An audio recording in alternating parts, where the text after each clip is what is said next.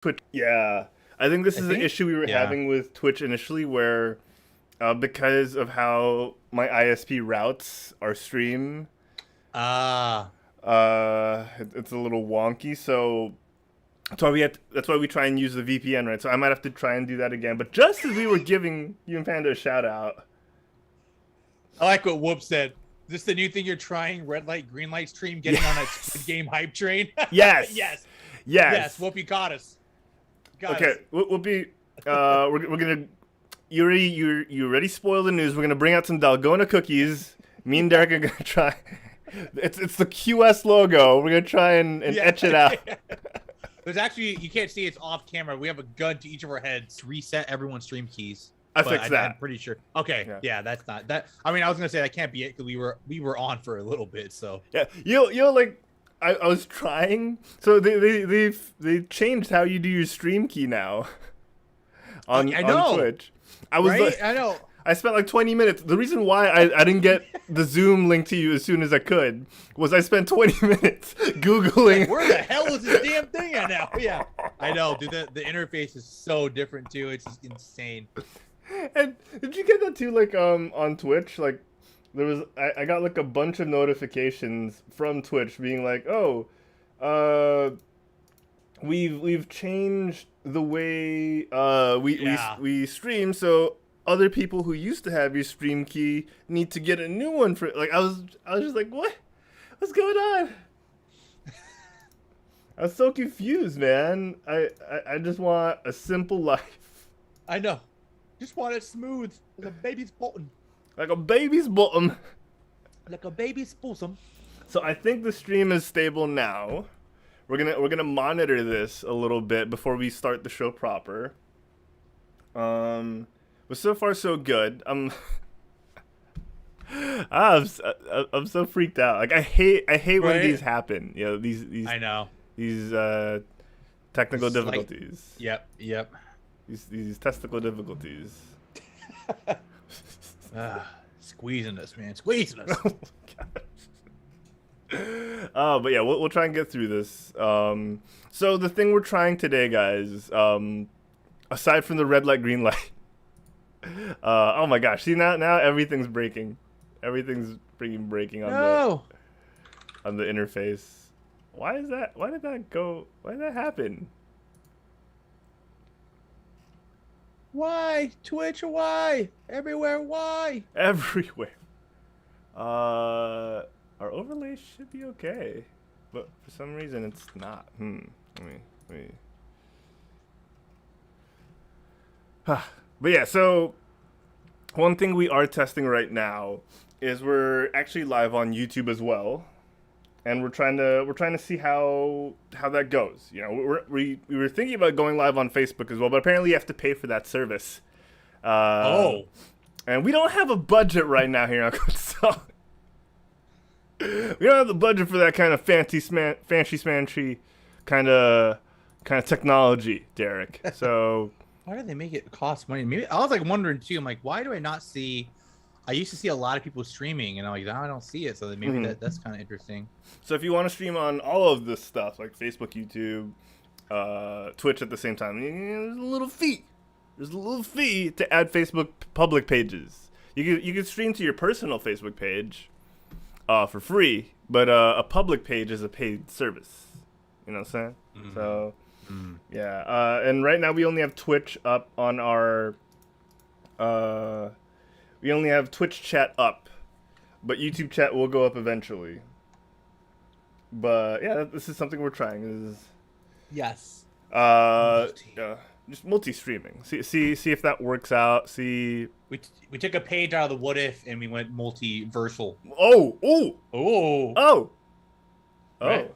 Oh. Yeah. Okay. That's what we did. I can dig it. That's what we did. All right. I can dig it. Let me see. The what if of quit stalling, you could say. Yes. You know? Yeah. Yes. Actually, for those people already in the chat, let me send a little link.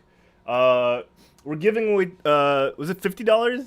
Yeah. We're giving away $50, or 2,500 pesos, worth of money, either a gift certificate or a gift voucher to the site of your choice. Hopefully it's credible.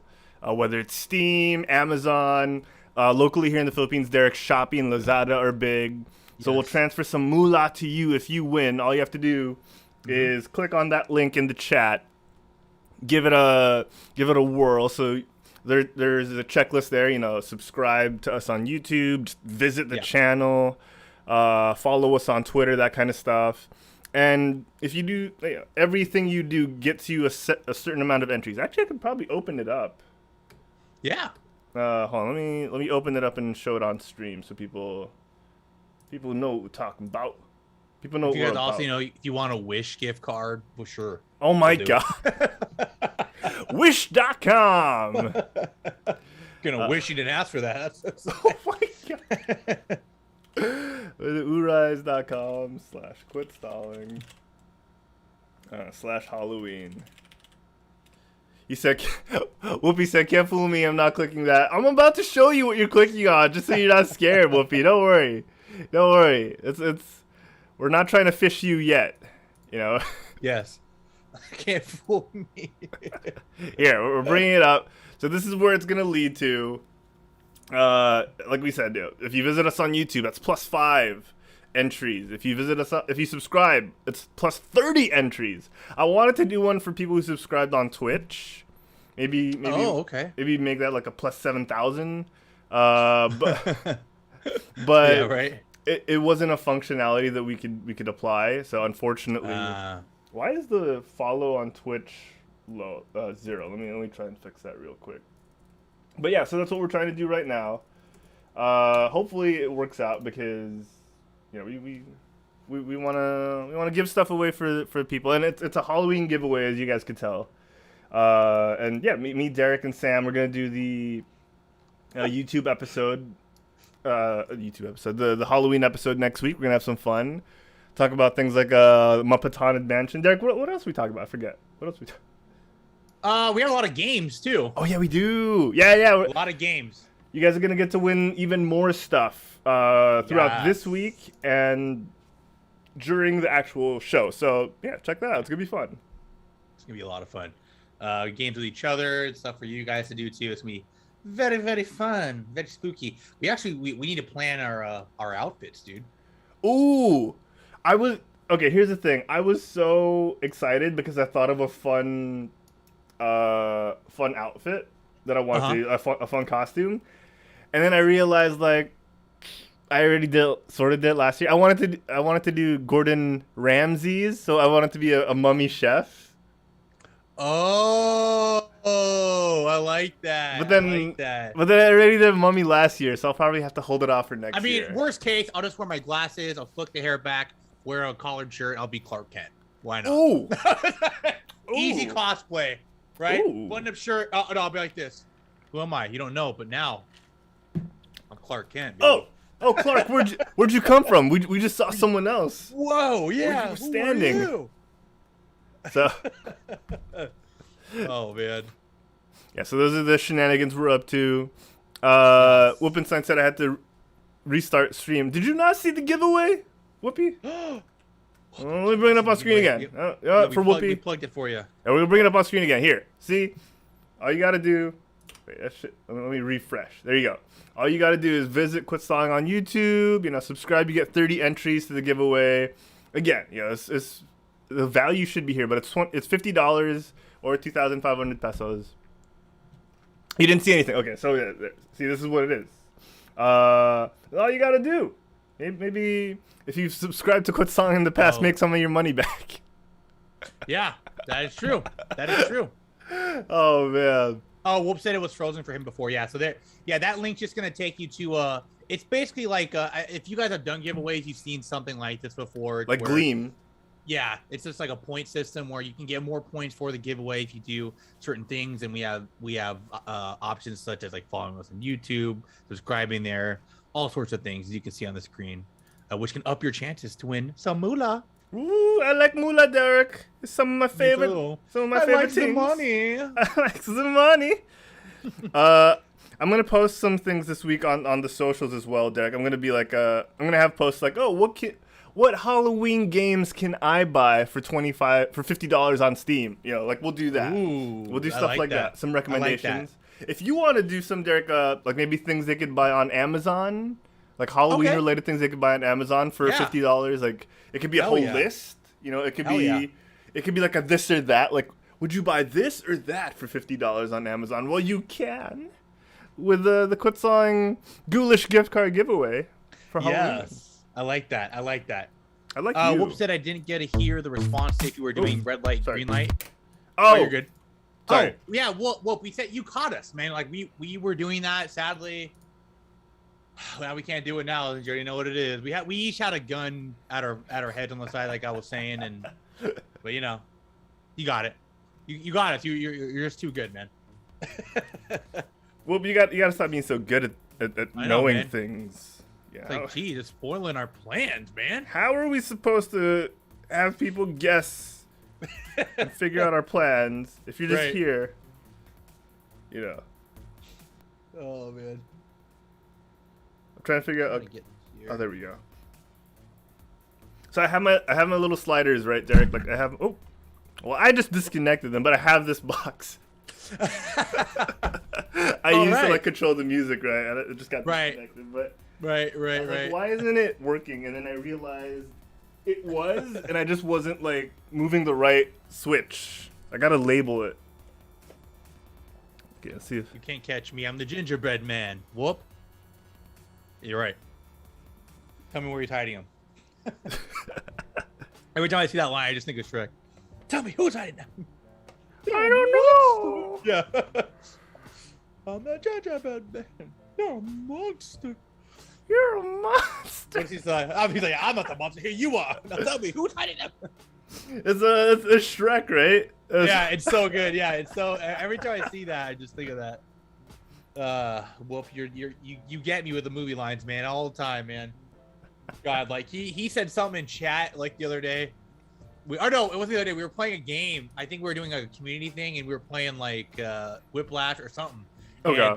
He goes, "That is correct," and I'm like, "Oh my God, is that from Billy Madison when Chris Farley was like pretending to be?" I don't know if you've seen Billy Madison, Harold, but there was. I have, dude. Yeah, the scene when he was pretending to be the girl and give him like tests and anything about me. Yeah. He asked him a question. He goes, "That is correct." Correct me if I'm wrong.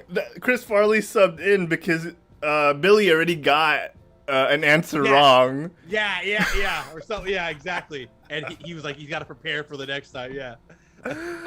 Oh my gosh. He's like, I love that you catch them too. Oh yeah, dude. Movies are like so big for me, man. I tell everybody this too. Like even when I'm like going to the movie theater and watching stuff, it's such an experience for me, and I love it. Like I just have to have like best theater, best seats. You know, I'm always trying to go the extra mile. I just love movies, man, for sure. Dude, I just want to get back out there too. You know, yeah, man. For sure. Okay. So the stream seems to be stable, right? Okay. Yeah. We haven't been disconnected since we reconnected. Whoopi is giving us a good time in the chat, as well as Human Panda, who subscribed to us for the 34th time. Human Panda, you are amazing. Thank you so much. 34th. Almost. Is that almost 3 years? Yeah, it's my math really bad. No, it is 3 years in 2 months. By Christmas. By Quitsmas. Oh my God. Oh. Human Panda, this was your plan all along. Big brain. It was Human Panda all along. We were just talking about how that should be the theme song for her spin-off, right? In the Discord chat. Oh yeah, dude. Right. Oh man. 100%, man. 100%. I'm surprised. Like I'm pleasantly surprised that they gave Agatha Harkness a spin-off series, because I wasn't expecting it. Right. You know, like I feel like everyone just loved the her whole like shtick and her energy, her person. Yeah, dude, I loved it. I mean, that actress is, she's been in a lot of movies. So, and she's usually the funny girl there too. So I feel like she definitely It was like her role there was like totally down her alley, man. Yes, yes. Like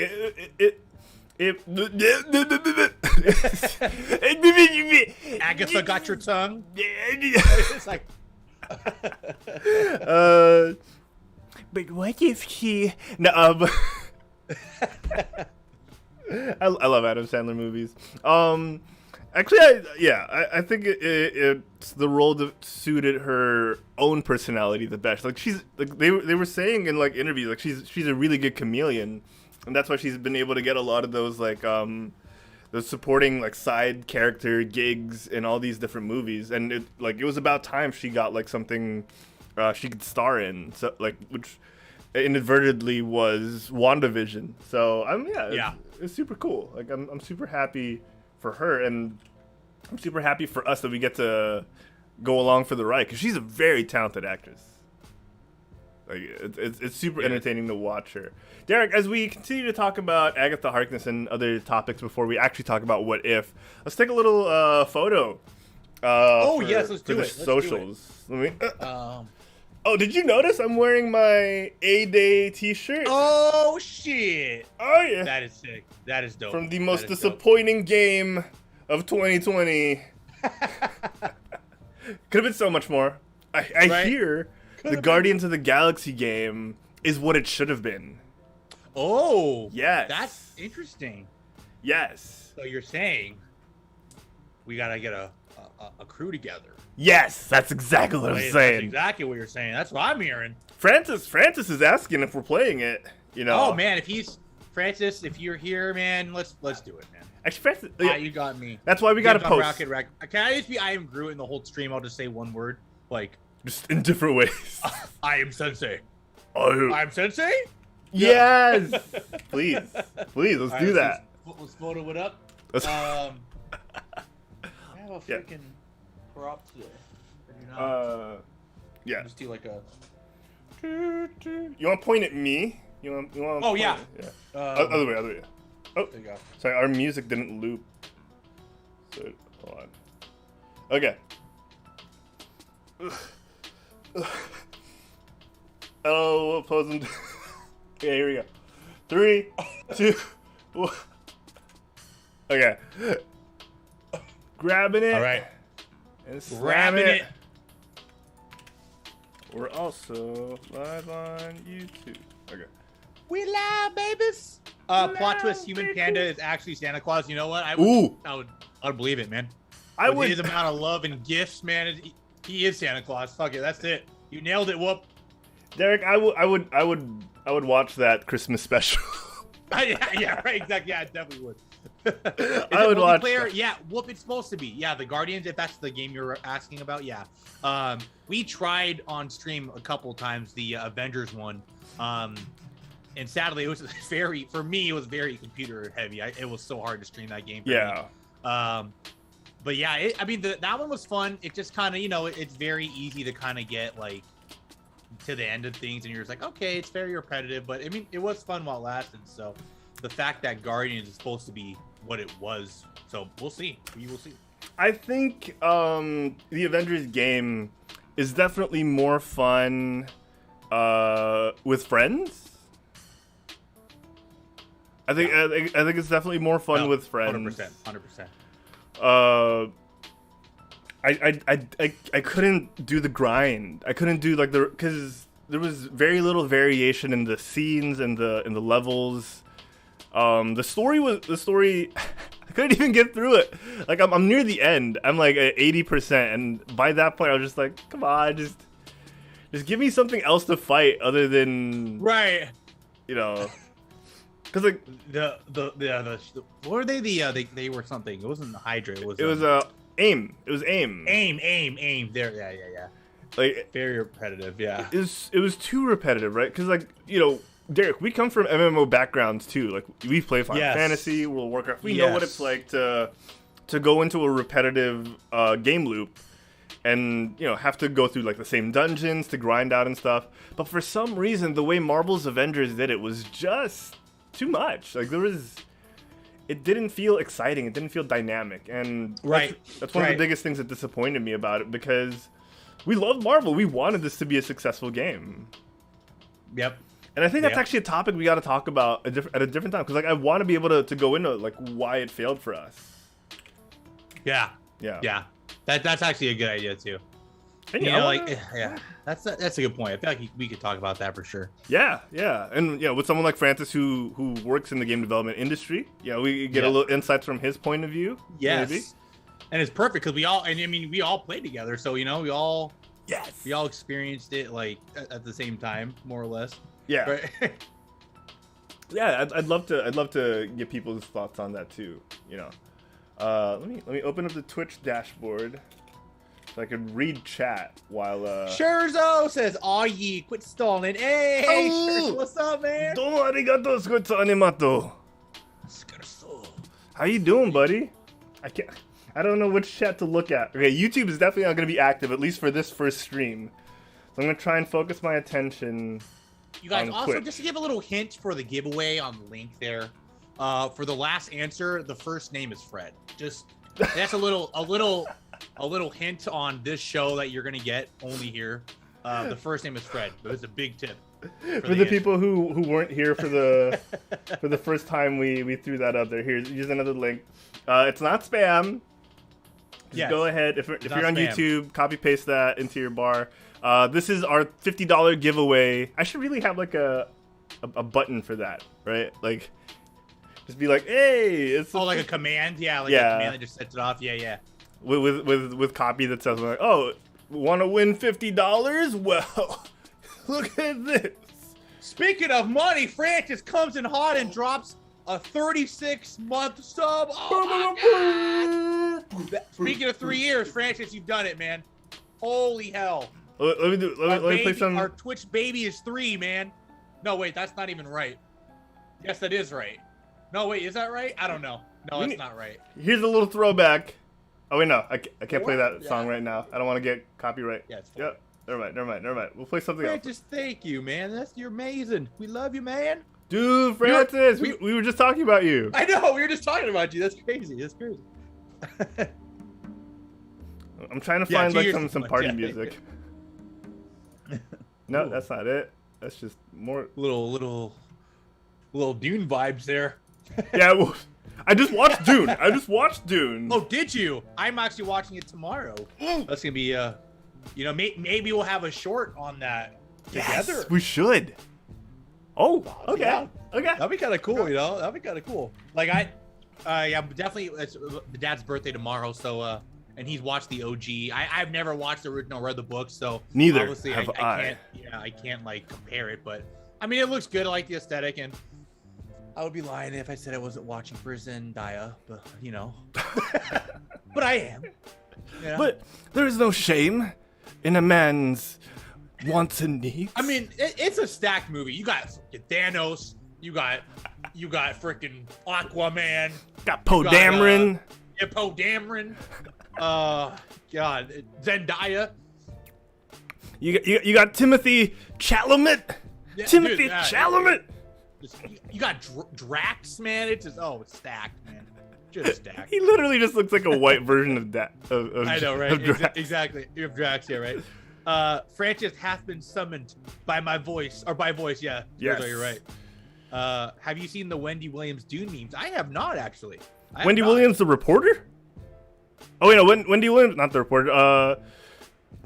What's her name? The talk show lady.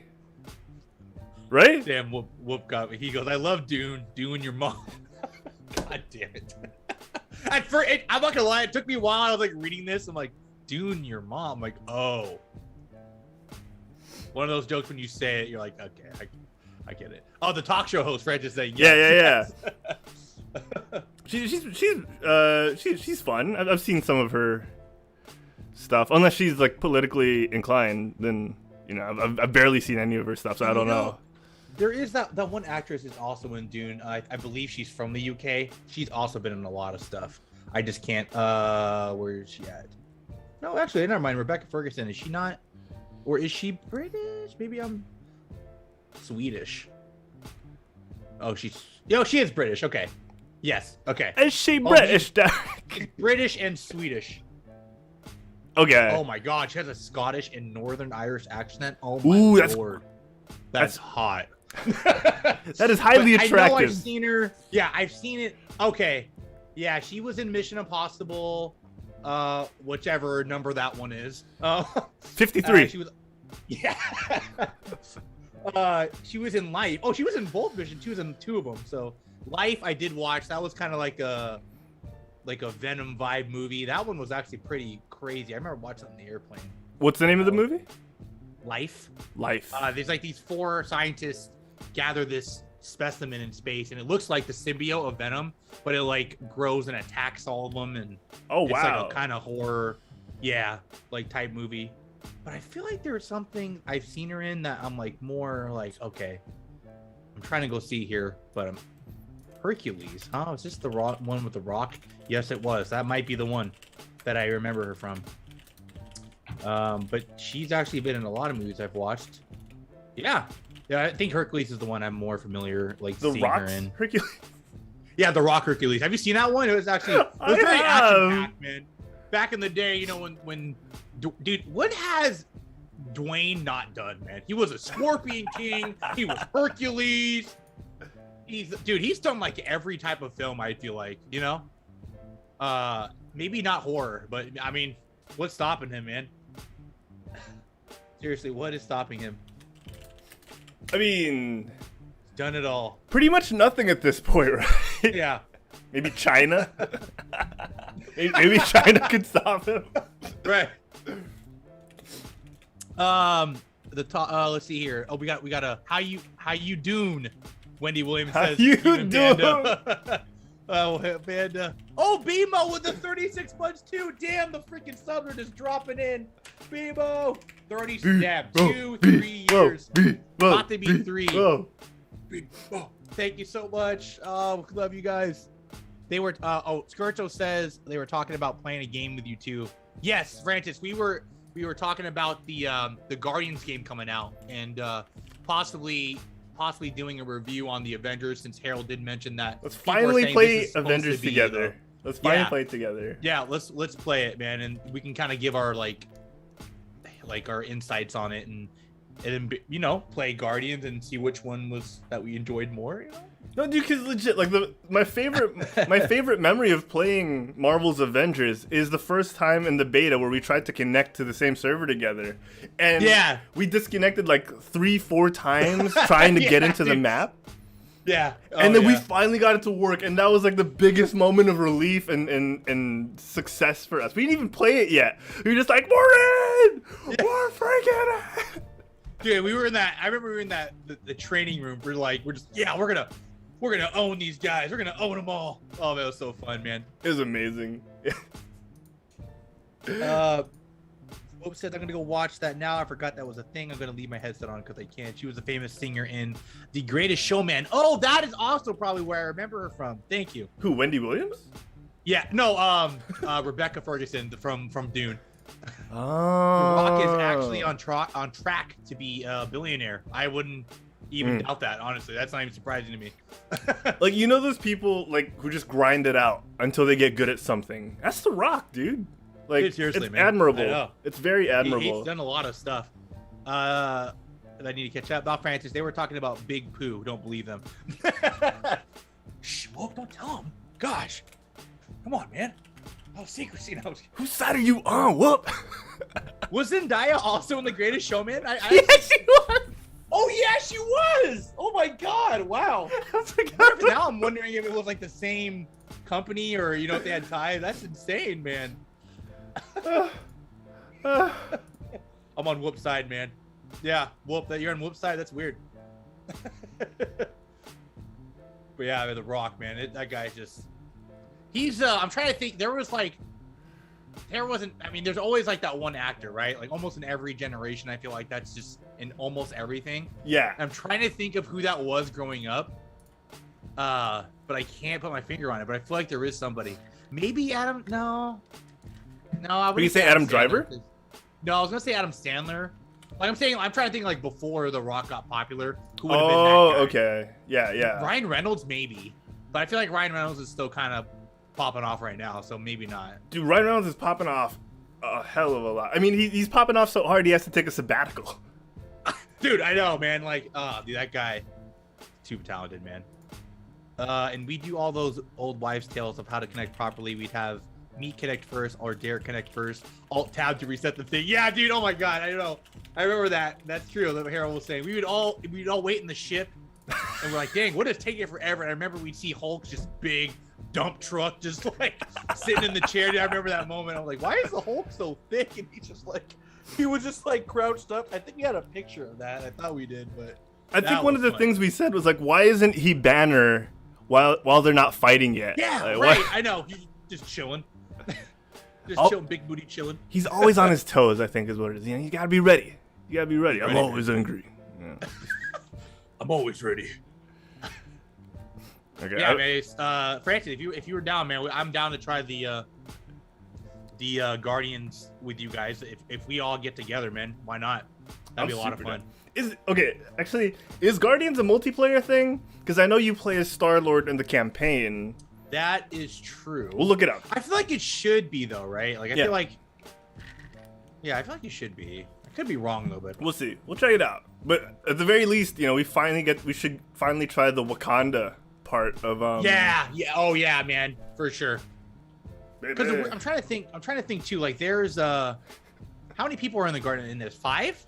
Yeah, Star-Lord, Gamora, Drax. Rocket, Groot, Drax. Yeah, unless like Rocket and Groot are just like a 2-in-1 package, that'd be kind of sick. I wouldn't be surprised. No. Because like that's how they're portrayed in. Oh no, Francis said it's single player. Why? Marvel, we gotta do this to us. Maybe that's what made it better than Marvel's Avengers, which is like, that's like a good point. You didn't have to worry about the server issues. You know, they're like, you know what? We ain't gonna try it this time. Yeah, you could be every character by yourself. Yes. By yourself.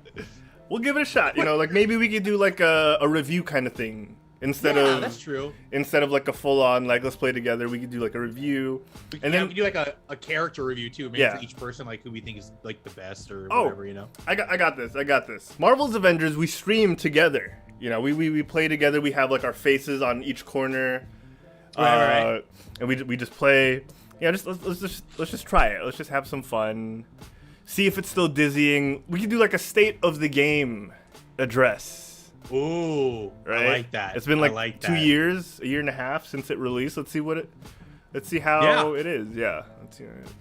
Quit stalling of the galaxy, Skirtle. Yeah, I like that. Quit stalling of the galaxy. And friends, exactly. Because they just don't want another repeat. Yeah, for sure. Yeah. About power living. Yeah, that's a good point. Yeah. No, for real. Because like it is. Like we've been meaning to play more games with our friends like Francis, Human Panda. I think Derek, we talked about me with the Game Bite guys. We talked about playing Nickelodeon All-Star Brawl. Yes. It was supposed to be today, but DZ's internet isn't working. Mick lost his voice, so I'm thinking we just open it up to like our friends as well. Let's do something together, you know. And yeah. Let's stream it. You know, let's have some fun. I'm always down, baby. I'm always down too. But old school play together, just pass the controller after each level. Oh man, I was gonna say that for Guardians. Dude, that would be. Oh man, that would be so cool, man. Oh wow, I just got nostalgic just reading that line, man. Damn. Mom, Derek won't give me the controller. I know, right? It's his second level. How long have you been playing? 1 hour. Okay, now he gets an hour. Well, it wasn't more like, Derek, give him the fucking controller, huh? You better share, huh? Your siblings, you should not quarrel, huh? Dude, oh my god. But yeah, dude, I just got nostalgic because I used to think about, in Zelda, me and my brother, okay, I'll do this. We used to take it a step further, like, I'll do this dungeon or this level, and then you go to the next one. So it was like, that way it was like a really long period of time, and but you could just always like BS and just do all the side stuff. I haven't done the dungeon yet, so I'm still playing. It's still the same level. It's taking a little longer. Francis says, and this is going to be a mouthful. He says, what if we get Herald to play the critically acclaimed MMORPG Final Fantasy 14, has a free trial, and includes the entirety of A Realm Reborn and the award-winning Heavensward expansion up to level 60 with no restrictions on playtime. Damn, Francis, you had that at the rate. What I say to that is, I'm open to it. I've always been open to it. It's just that we never figured out we never schedule this. You know, we're never like, let's do this one day. You know, I have it installed. Let's just pick it up and play and guide me through the world. Kind of like what we did with WoW, where we had like we're not recording. I forget when you play WoW. You play on the US server or a? Yeah, we played on the US servers. Yeah. Okay. Yeah. That's cool. Because remember we did that, right? Like we were like Elgin. That was fun. Yeah. Yeah. Zephy Buns. Right? Sorry. Wasn't Francis there too? Yeah, Francis, Human Panda, me. Was fun, man. Like it was, we had like 2 parties of 3 because we couldn't fit. I remember that. Like I'm down to do that. I'm down to do more of that. Like that's gonna be so fun, man. Yeah, just playing with you guys, man. It's a lot of fun, man. Just having we're all in the same party, just chatting up, you know. Yeah, so like I'm super down for that. And then maybe this time we record and put something out. Like let's see. Yeah. Because hell yeah. People have been telling me to play Final Fantasy 14 since A Realm. Quite some time. Yeah, some time. Since the world was remade. So I'm very open to it. I know that famous world first raiding guild Limit from World of Warcraft are trying to do what no one else has done in the past, which is get world first in World of Warcraft and Final Fantasy back to back. Oh. So that kind of made me think like, okay, everyone's getting in. Everyone. Everyone's getting on. Yeah.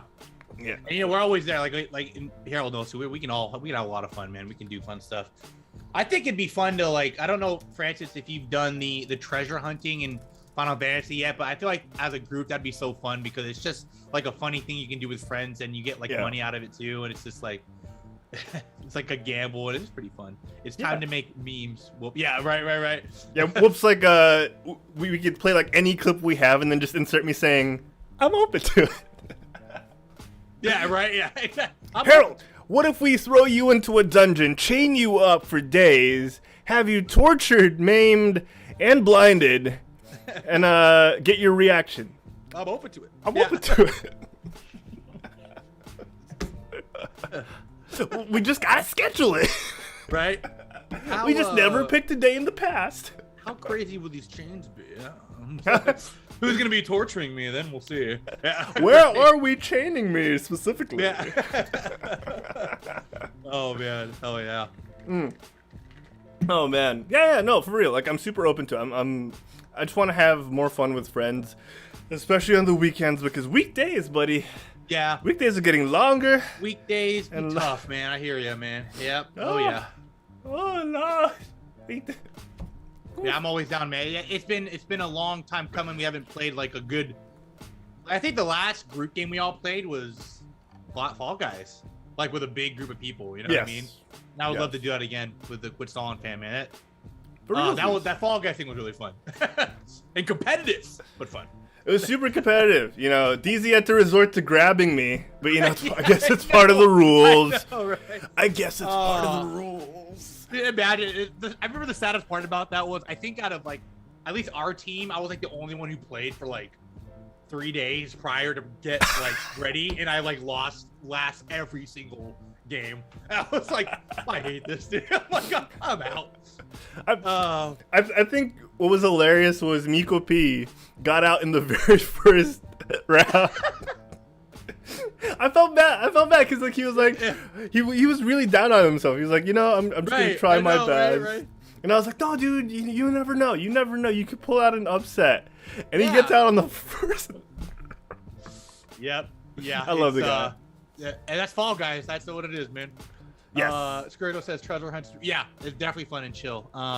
Whoop says, did you move yet, Sensei? No. So yeah, we are planning to move to a US server, and but that is on Monday. Well, Monday Philippines time, since we have to sell our house to get money out of that, so we don't waste it. But and then we're migrating, since a lot of us are more open on U.S. time, anyways. It just kind of makes more sense. Yeah.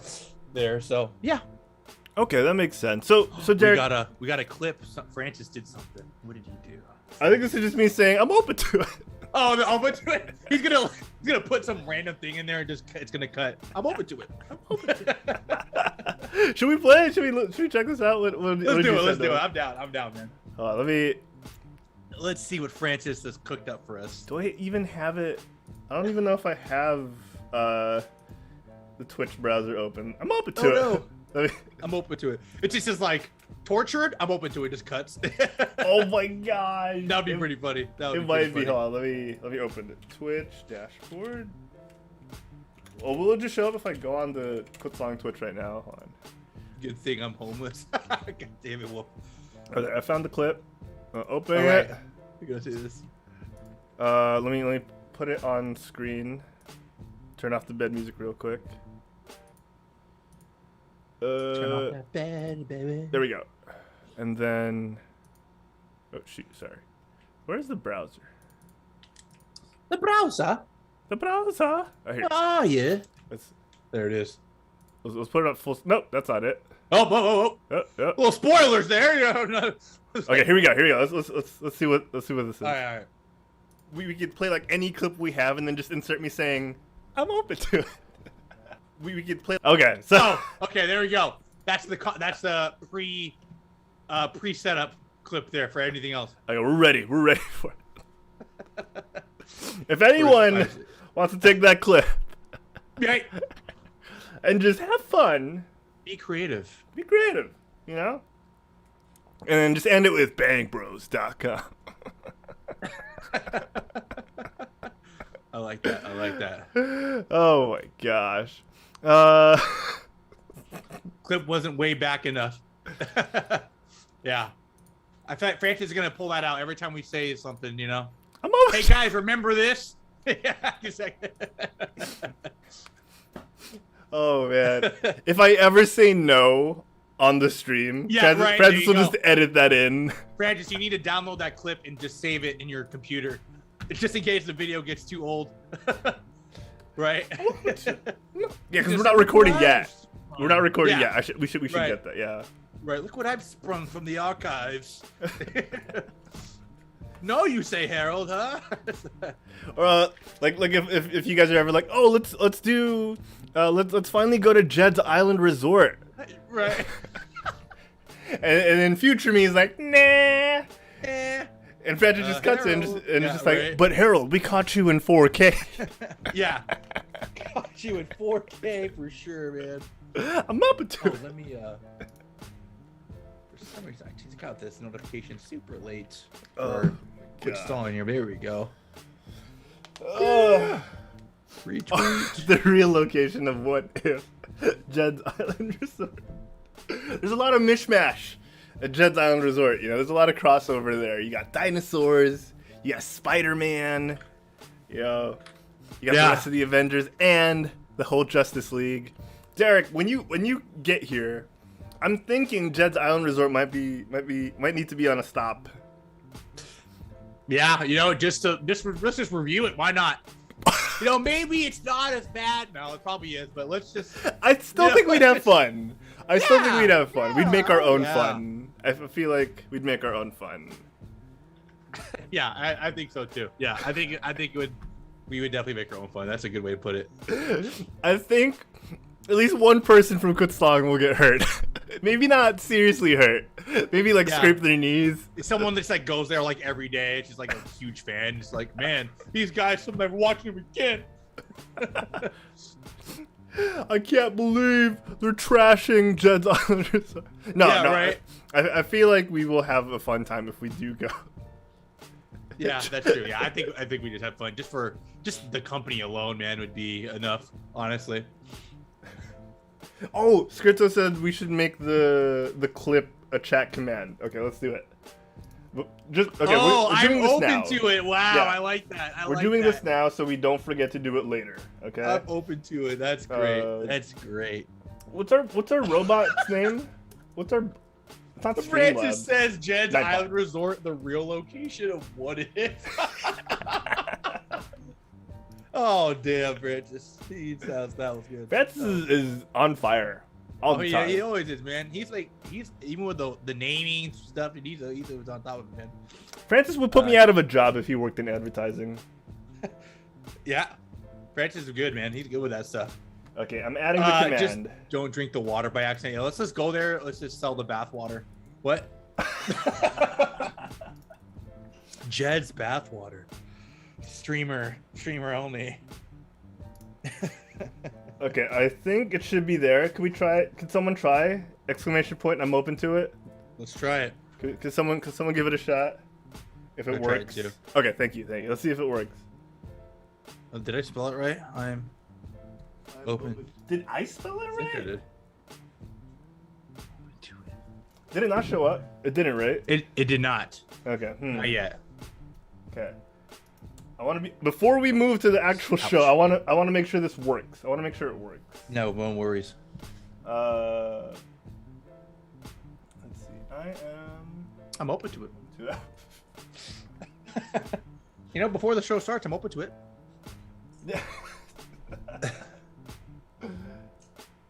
Why does it look like Arnold Vosloo's critically acclaimed character from the Mummy Emotep?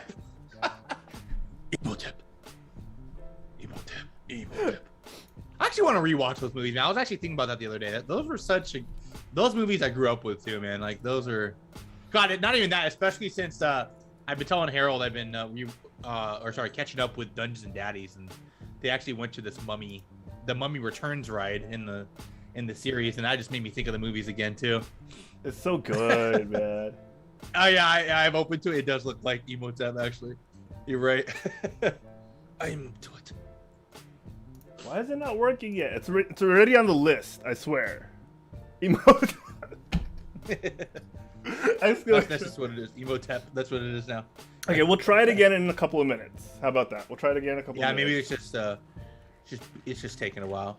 Yeah, it's just processing, but I'm open to it. Yeah, but I'm open to it. That's just the new thing. Hashtag I'm open to it. Oh my gosh, I'm so okay. We don't even need to do the show, and I'm so happy for the day already. It's been so much fun. You guys gave us so much entertainment already for the first hour. We're good. Oh my gosh, especially through the struggle of trying to make sure the stream is working on both platforms. You know. Yeah. I'm open to it. Oh my gosh, I hope everyone's having fun so far. Yes, because we have.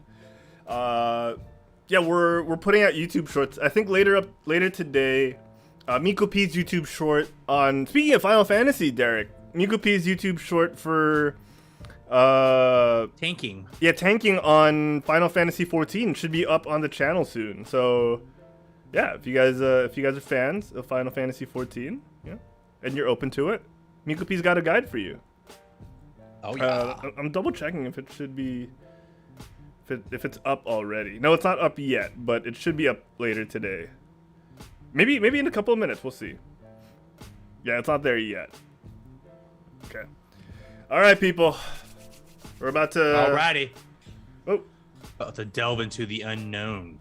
Which is, fun place. The unknown. Not quite like the Upside Down, but. Yeah, not the Frozen 2 Into the Unknown, but we're going. That is Frozen 2, which right? is a banger, by the way. Right. Okay, that is okay. I was like, wait, am I getting my Disney movies correct here? I was like, wait a minute, I could be wrong. You really are. Like, I mean, you really. Into the unknown with you're getting it correct. You're getting it correct. Don't worry. Okay. Good. I'm happy. Oh man, that movie, yeah, that movie series always pumping out the bangers. Yeah, I know, man. It really is. Okay. Let me stretch a little bit. This be good. Derek, I got a question for you. I got an answer. Hopefully. Oh, already? Hopefully. It's like, you know what? I'm open to it. You, sir.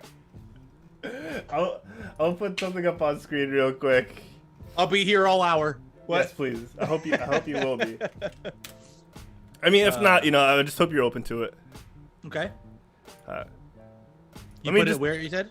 I'm throwing it up on screen right now. Oh, okay.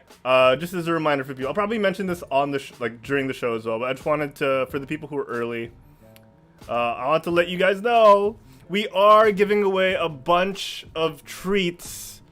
No tricks. Bunch of treats. No tricks. For Halloween. So we're starting off with the Ghoulish gift card giveaway. Throwing the link up into the chat one more time for the people who weren't here earlier. It's woorise.com/quitstalling/Halloween to get a chance to participate. Oh, you participate already by going in. You get a chance to win a $50 gift card or 2,500 pesos. Whether it's Shopee Pay or Gcash or Steam, Amazon, iTunes, wherever you want it, we'll throw it to you. All right. And that's all just by clicking on WooRise, on our WooRise link, and giving it a shot. Like subscribing to us. If you're already subscribed, you get the points automatically. What else is here? Visiting us on YouTube for today. That gets you 5 entries, Derek. Subscribing gets you 30. Of course, there's all the other socials. Billions. Yeah, 30 billions. 30 billions. Following us on Twitch gets you +2, and then there's a little quiz at the end that gets you an entry as well. And again, for those just coming in, we're going to give a special tip for that last quiz. The first name is Fred. You can only hear that on this show, and you're welcome. There, you're welcome. You're welcome. So the question is, for those of you who haven't clicked on it yet, what is the name of the antagonist of the A Nightmare on Elm Street franchise series of movies? Anthology. All right. Is it A, Freddie Prinze Jr., B, Freddy Krueger, C, Fred Savage, I think it's that one, or D, Freddie Mercury? Ooh, some outer space creepy vibes. Freddie Mercury. Ooh. Don't sleep on the quiz question, guys. Yeah. It's a tricky one. Yeah. Don't stop me now. Don't stop me. Fred's in the, that's the answer. One of the first names. It's got to be a Fred. Oh, Francis is asking, if I win the Cubone model, can I make it to the size of my cat's head? Ooh, okay. You guys are getting a sneak peek at this, all right? So we have the No Face Piggy Bank, which you'll be able to win during next week's episode. But if you've got a pet or you just want a little display on your desktop, we have the Cubone helmet model to scale. I'm pretty sure this is what the actual skull of a Cubone that it wears is amazing. The size of. Very cool. You guys get to win this. It's also, for those wondering, for people in the US, you guys can partake too. Yes. Americans, participate. Yes. We'll be able to mail it to you. Yes. All right. Yes. Open to everyone. Even this one particularly, maybe just US and the Philippines. We'll see where you live if you win. But this one will be given away this week through a very separate mechanic, a special game on the social. So keep your eyes out. But if you want to win $50 or 2,500 pesos, click woorise.com/quitstalling/Halloween, ladies and gentlemen. Let me put this up here so you'll see it in the background later on. Yeah. And Skirto, dude, it is really cool. It looks exactly like the skull, dude. I mean, it's amazing. So I have so many 3D printed things. I'm just right? Trying to organize. It's like a part of me. I just want to get turn my setup into just have a flat wall behind me. It's like you have it perfect. You just want to put stuff. All my walls in my room are slanted. I can't really do too much. But, I mean, you have a ridiculously cool looking Stormtrooper helmet on a shelf behind. I do, you. yeah. So. Just behind, it's showing. We got some art and some sabers and swords back there, and we do what we can. We do what we can here on Quit Stalling, on the Geekcast, on the Otaku Cast as well. Francis is saying a little tip for us. He said that it clicks on the Gamebyte link and it goes to the Geekcast. Oh, is that for Spotify? I'll fix that right now. That's not too much of a problem, you guys know you want to go to the Geekcast first, I'm saying? It's a little bait and switch there. Oh my gosh, that's the real. Whoop says every time a show talks about a very special episode, it's always about one of the cast being on drugs. Well, you know what, false. Whoop? If life is a drug, sue me, okay? Because I am high on life, baby. Okay, I'm gonna fix that link right now. Thank you, Francis. Thank you. Yeah, it's also Francis. Thank you. Appreciate you. Yeah, the mechanic for the special show, you guys, it is gonna be. Oh, I'm so hyped for it, man. It's exciting. It's very exciting. Updated. I can't wait till you guys, till you guys figure out what it is. It's gonna be fun, man. It's gonna be a lot of fun. We had so much fun making up these contests, and had a sleepless night or two trying to just make sure. Okay, does it matter if people see it? No, it's okay. Our friends will share it, and that's all that matters. They'll have fun. Yep. Oh, but yeah, hopefully you guys enjoy, because especially the subscribe to YouTube. So we gave that a lot of points because we're actually gonna start uploading a ton of stuff on the YouTube nowadays. So yeah, please check it out. Yeah. I gotta charge my phone before we start the episode proper. Hell yeah. Hell yeah, let's do it. Hell yeah. Hell yeah. Hell yeah. All right, let's do this, guys. We're gonna start the show proper, as if we. Oh my gosh, it's been crazy. Yes. We'll try not to waste too much of your time, people. And Derek's got to go to bed later, so it's nighttime. Let's do this. Let's start the show. Let's do it. Johnny Red Meat. Do it. Yeah, do it. There you go. What was wasn't Bacardi Cola? Yeah, Bacardi Red Cola. Do it. And then, oh no, that's a Ben Stiller. Then yeah. The Owen Wilson just couldn't think of one. He's just like, do it. Yeah. Johnny Red Meat. It's a good movie, man. Starsky. Gosh, so good. Yeah. Wait, Starsky. Oh, Whoop. Hey, man. We appreciate you stopping by, man. Have a good night, man. Yeah, Thank you, buddy. Baby. Yeah, we appreciate you, man. We'll see you next time for sure. Take it easy, man. Yeah. Have fun, man. Get some rest. All right, let's do this. Yeah, let's do it. 3, 2, 1.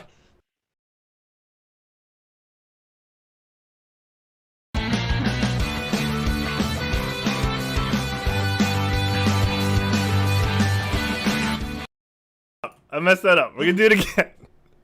Here you go. 3, 2, 1.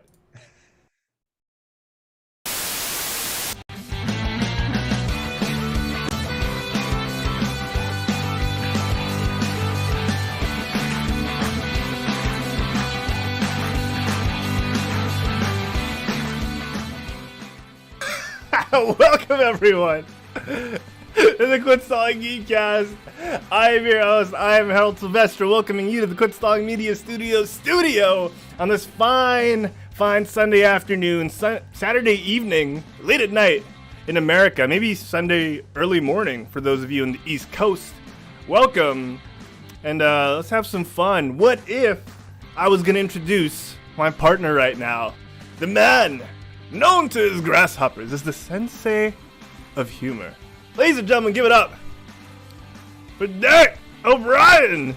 Konnichi, what is up, everybody? It has been a while since I wore this damn hat, and let's put it back on for the show today, baby. You look great, you guys. Thank you. I was gonna say, what if Sensei wears his hat again? Because it's been a while, so we'll do it today. All right. It has been a while. It's been a while, man. I haven't had the Sensei. I saw the beard and everything. I haven't had that get up in a while. Maybe that should just be the Halloween outfit. That'll be a treat, yeah. But yeah, guys, what's going on? I'm happy to be here. It's been a while. We haven't had a show in a couple weeks, and of course, What If is a very great thing that we've loved watching, and now we can finally share the experience with you guys, and it's gonna be awesome. So I cannot wait to discuss today's show with y'all. Exactly. So we're talking about episode 3 and 4 of What If. We're trying to catch up. We're gonna try to play catch up. Because next week, we have the Halloween special, the Quit Stalling Geekcast Halloween special, where we're talking about completely different things. Sorry. But yes, we'll get to as much as we can before and after of What If until we wrap things up. And then, Derek, we also have a bunch of YouTube content already in store. So for those of you watching live on YouTube or you're on Twitch, pay attention to the YouTube. We got giveaways as well for the whole Halloween season. like our ghoulish gift card giveaway. We'll talk about that in just a little bit. But I do want to point out, Derek, you mentioned changing up your look and having a different look from time to time. You, my friend, are looking quite slim and trim these days. Oh, stop it. You know, what have you been up to? What are you? Okay, so guys, a lot of you know that for some of you that are here, I've been on a journey. Medically, I've had kidney stones again to be straight out about it, and I made a lot of life changes. You know, Sensei took it to heart, and I definitely want to change. So, you know, I've been eating a lot better. I don't eat past 6 p.m. anymore. That it was very hard. The first I know I'm gonna say the first month was really hard, man, and it was difficult, and I was able to stick to it though now, and now it's just pretty easy. Also, like, I'm walking after every meal, about an hour to hour and a half everything I eat, man. It's a journey, and so I've been doing that for about 2 months or so, guys, and I'm still going. I'm not gonna stop. I feel a lot better just doing it, and yeah. So that is, if a lot of you think I look a little more snazzy, that's what I've been doing. But the snazziness will continue to grow. So don't be fooled. Yeah. And thinking this is it. It's gonna keep going. Sensei transfigurating an A into an I and going fit, baby, going fit. I like that. You know. I mean, I like to tell people, you know, I'm like, I say before I was pretty like obese. Now I'm just like a general fat dude, I guess. If that makes sense, but. You know, I'm gonna keep trying, guys. Yeah, I'm not gonna stop. And my biggest thing was before, man. I used to always I see a little progress. I'm like, I'm good. No, I mean, I've been on, Jesus, since August, and it's now almost November. So yeah, I'm just gonna keep doing it, man. Proud of you. I'm proud of you. Baboosh Cat is here, and Harold, you know who that is? That is Katrina Tianzon from Green Giant FM. She here, Cat, what up? Hey, kitty. I didn't mean to just totally say your whole name on stream, but we love you. I just totally realized that. I'm so sorry. We'll edit it out in post. That's not a real name. No. We'll edit it out in post. Hey, kitty. We'll edit it out. Hey, kitty. Miss you. Z pulled for the first time is saying, "Hey, hello, Derek." Sorry, his name is also Derek. I was like, what? I'm sorry. I just said, hey, you said hello. Derek, meet Derek. Derek, meet Derek. Hello, Derek. I mean, I guess I'm the superior Derek. I'm Sensei. Oh, I'm just kidding. No, I'm just kidding. What's up, so, man? So Zeepol, dude, Zeepol, very, very brilliant mind. He's put out a bunch of amazing indie games. One super duper popular indie game called Flippy Bottle Extreme. If you guys haven't checked it out yet, it's still on the App Store if I'm not mistaken. Derek, let me know if yeah. Okay, sorry. yeah, sure. Sorry, Kitty in the chat saying you doxed her. Like, I'm sorry. She spends 3 seconds on the show and she gets doxed. She just got in and she's like, shit. What the hell? She's I mean, they, him. You know, we don't know. Yeah, I mean, yeah. That's actually a bot that we have, guys. I'll just mess with you. Yeah. Yeah, it's one of our. It's actually just an actual cat stepping on a keyboard. Yeah. Oh yeah. And then one of those things. Twitch is getting upgraded. You know, it's just, yeah. Derek meet derelict. Oh, look over there. It's a derelict. God damn it, Skurzo. Which one?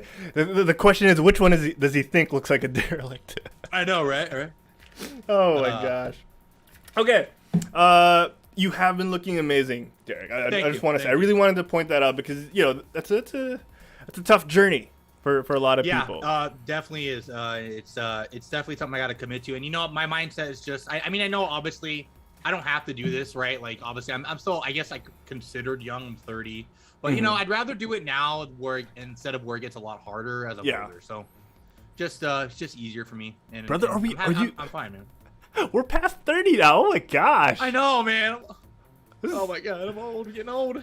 No, you know what, Harold? We're 30 years young. We're good. Yes. We're good. Yes. Yeah, yes. that's it. 30 is the new 15. Okay, is what I hear. We're still 30, immature. 40 thriving, right? 30, 40 thriving. No, so that's the thing, right? Like, where has the time gone? It feels like just yesterday people were like, oh, those young up-and-comers just graduating from college. Oh, little whippersnappers. They have their whole life ahead of them. What if They didn't waste the time they've been given. I know, right? Jeez, man. There's plenty more for us. There's plenty more for us to go. All right, so it's like, and I feel like, you know, like you see those old people always say like, look at us saying, no, those old people, we're not old. No. They're like always like, you know what? When you're older, man, that time that you go through, it just goes by so fast. Yeah. Kind of starting to feel that a little bit now, right? You're just like, damn, man, I was like, college was almost like 10 years ago, almost. Like, almost. I mean, it's just crazy to think about, man. That's just insane. I used to laugh at the people who make the jokes and were like, oh, I can't sit and stand without making a noise. And then dude. And then I just realized that do it every day. That's the sound that you know you're old and you get up and you're like, ugh. Yep, when you sit down, you're just like, ugh. Oh yeah. Like it used to be a joke, but then you realize like it does feel better when I sit and go, oh. A little grunt, man. It's just it's true. It's the same thing, guys. Like, you know, when you fight and they say like your sensei is always like, you have to go like, ugh, with your voice. The same thing when you're like sitting and getting up. You have to go like, ugh. Just feels better. More straight. It really does. Getting out of bed in the morning and a really painful, like, I got so much to do today, and you just go, yeah, you're just like, just helps. It just it does, guys. Pro tip from the elderly. You heard it here. You know, because Derek, we are speaking to the TikTok generation in these podcasts. Yeah. You know, people half our age. I know. Damn, that's crazy, man. And back in the day, man, if I was still in college, man, we'd be on all those trends. We'd be dancing and shit, probably. Oh yeah. me and Harold, man, we'd just be doing content like that. But sadly, we're not that old. We can do them. Yeah, man. I love BTS behind the scenes videos. You know, I'm a fan. Yeah, me too. I heard about that Dynamite. Yeah.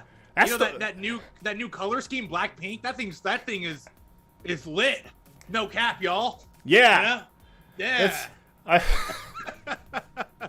Oh my God, Whoop's gonna wake up and be like, "How dare you guys? How dare you?" No, I honestly have so much respect for BTS. Oh yeah. and the K-pop movement is. I feel like the K-pop movement in general has just made so much like leaps and stuff. I love it though. It's so good that the representation's getting noticed and stuff. You know, that's awesome.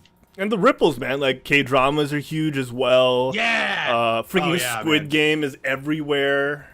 Yeah, it's like Anthony and the rest of the Dungeons and Daddies crew were talking about Squid Game briefly. Man. So it's like, yeah. Don't worry, guys. Our time will come, huh? The titas and the titos will come, huh? I can't wait for Assassin's Creed Batangas. Yeah. Wait till you see Herald's parkour, huh? It's going to be next level shit. Literally, huh? Next level, because it's going to be jumping on the thing. That's a layered joke there. Right? You like that, huh? You like that? Huh? I like that. Like right in there. You like that, huh? Oh my gosh. All right, real quick.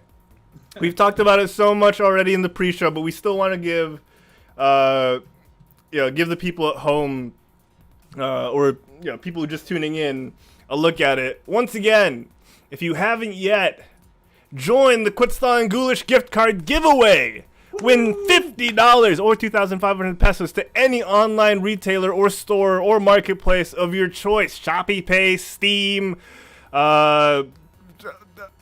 Amazon, PlayStation Store, PSN Store, anywhere. Click on the link in the description or in the chat that I'm linking again right now. WooRise.com/quitstalling/Halloween and get a chance at $50. The more you do in this survey, in this form, visit Quit Stalling on YouTube, subscribe to us, follow Quit Stalling on Instagram, and so much more. The more you do it, the more chances you get. Subscribing to YouTube, Derek, gets you 30 entries. 30? 30! Oh my God. Get in there, y'all. Get in there. And, of course, we have a little quiz at the end asking you, what is the name of the antagonist of the A Nightmare on Elm Street franchise?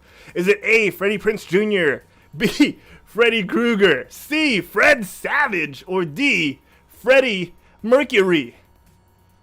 So join now and get a chance at $50 or 2,500, wherever you choose. Ladies and gentlemen, yeah, it's the Halloween season, and we're feeling like giving. All right? And of course, this week as well, you'll get a chance to win this Cubone skull model to scale. I'm pretty sure this is how big a Cubone would be. So just keep your eyes out on the socials, either Facebook, Instagram, or Twitter, and find out how to win. So, yeah, Yes. And then next week, then next week we got the Kutzlang Halloween special. That's gonna be exciting. We welcome Sapi Sato herself, Sam Lim Hoko, back into the show, back into the fold, and got some little stuff for y'all there. So you're gonna have to tune in and find out what it is. It's gonna be fun, guys. It's gonna be fun. Oh, it is. It's gonna be awesome. Oh, Francis gave me another. Oh, dude, we should have added Fred Durst as yeah, that'd have been good. The Fred American would have been another badass. good one. Yabba dabba don't. From Flintstone, we could.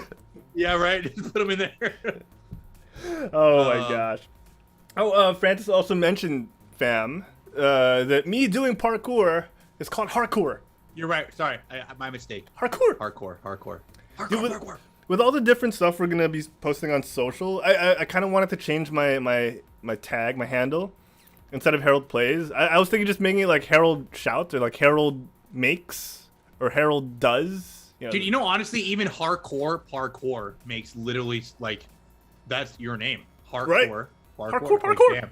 Parkour. That's amazing, actually, how that works out. Hardcore. Yeah. Yeah, hardcore. Well, one day, man. Before these knees go, I'm gonna learn parkour. Before the grunts, get to the like getting stuck and stuff. Yeah. Just me hopping over a fence. Yo. Harold Verb. Ooh. Oh. This is. Stop with the great stuff like you always do. Goddamn it. I can't. Dude, it's like every time, man. It's like he's just like a walking dictionary. No, not even that's not even how you say. He's just like a walking word connoisseur. Yes. You know? Yes. You're just there, man. Are you open to it? Ooh. Are you open to it? I just caught that. I was like, wait, what is he talking about? Like, oh. Is it working yet? It's not working right? yet. Do we have to stop the now? stream and then start again? It might be it. We might have to do it later. We'll figure it out. Yeah, we'll figure out what's going on there. It's kind of interesting that it's not doing it. But I am open to it. He is open to it. I am open to it. Don't you know? Don't you know? Oh my gosh. Don't you know? Someone just linked the clip. I know, right? Just put if Francis is ready, probably has it ready. All right. Derek, we got a lot to talk about. We don't even have news today. We just want to talk about what if. Yeah. We just want to enjoy something that we enjoy. just geek out over something we enjoy. So let's do it. Yes. Let's start. Let's do it indeed. Let me pause the bed music real quick. We'll shift over to some good music. Oh, did I just burp? I'm open to it. I'm open to it.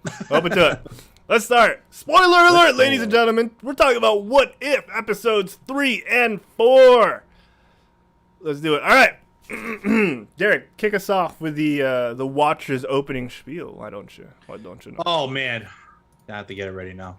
Okay, go for it. As Derek is getting things ready, we want to remind you to check out our friends. If you're in America, Panels Comic Book Coffee Bar. If you're in the California area, head on over to Oceanside. Maybe go down to 713 Mission Avenue. Check out Suite A in the building. And get your fix of comic books and coffee. That's right, Panels Comic Book Coffee Bar. Get your fix of comics and coffee today. Because people can go outside in America now. And I'm extremely jealous. Panels Comic Book Coffee Bar. Love these guys. All right. Derek, are you ready to regale us? We're going to be delving into the unknown, to each a different world, each a reflection of what could have been. Some heroes will rise, or some heralds will rise. Others will fall, and nothing will be the same. We are the Watchers. We are your guides through these vast new episodes. Follow us and dare to face the unknown and ponder the question, what if? Yeah, insert Illuminati music, I guess. Would be like, oh, Jesus. Yeah. There we go, guys. All right. How was that? All right, Derek, we're going to kick off with What If Episode 3, The World Lost Its Mighty... What if the world lost its mightiest heroes?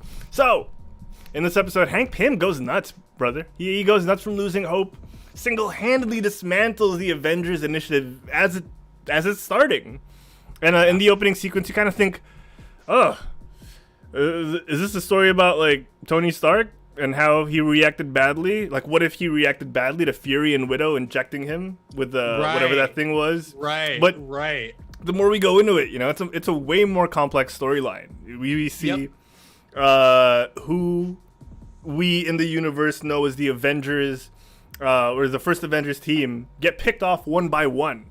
And I gotta tell you, man, watching this at first, it was genuinely uncomfortable.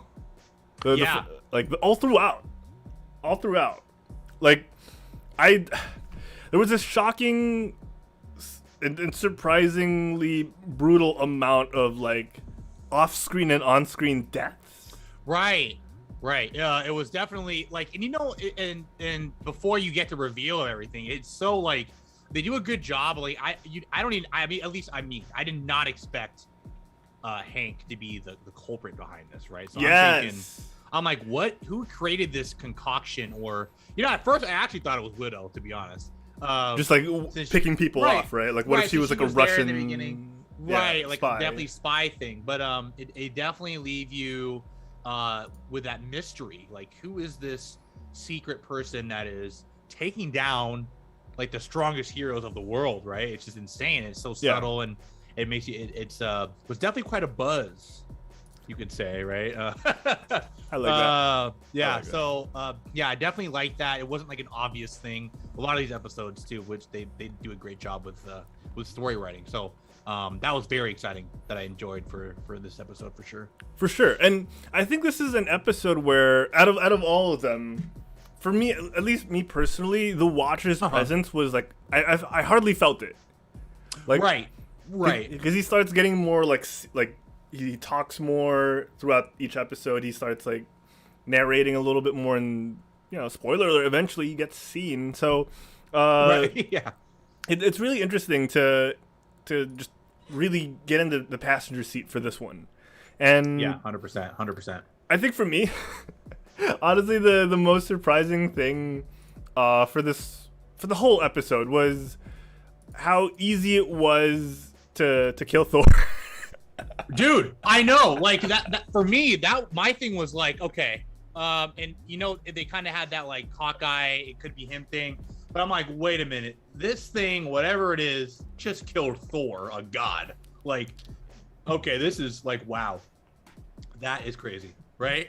Many have tried and failed to kill the Prince of Asgard, and many have failed. Yeah, and just an arrow does it. It was really surprising for me. Right, I know, man. And dude, I honestly, maybe some people caught it, but I definitely did it, man. Like, it was down to the last, until they actually revealed him, I just could not figure out who it was, and they did such a good job of that, I think. And at least for getting me, and I love that it was Hank too, because I feel like a lot of these questions and theory, like craft stuff, kind of all came out through the Marvel movies, right? Everybody kind of wondered this, like, why didn't Ant-Man just go up Thanos' booty and just, you know, expand, or like go inside his, like, just inside his body and do something, you know? Yeah. And we kind of get some of this stuff answered in this show, in this episode specifically too. So I really like that they kind of expounded that in the short, like, 20 minutes we had with this. It was pretty interesting and very cool. Very cool. Yeah, it's really condensed, right? Like, I think that's one of the coolest things about this episode was they were able to tell such a robust story within, what is this, like a 30-minute episode. Like, what took a whole film or series of films to establish, like, this whole cast. Sure, it has the advantage of we've seen everyone before. And we know, like, the subtext of, oh, Hank Pym's eyes look like they're a side effect of, what's his name's particles? Not his own particles. Frigging, oh my gosh, I'm blanking on his name. His protege from the Ant-Man movie. Cross. They look like cross particles. Cross. Yeah. Yes. Right. So it's really interesting to get all of that within like 30 minutes. And Right.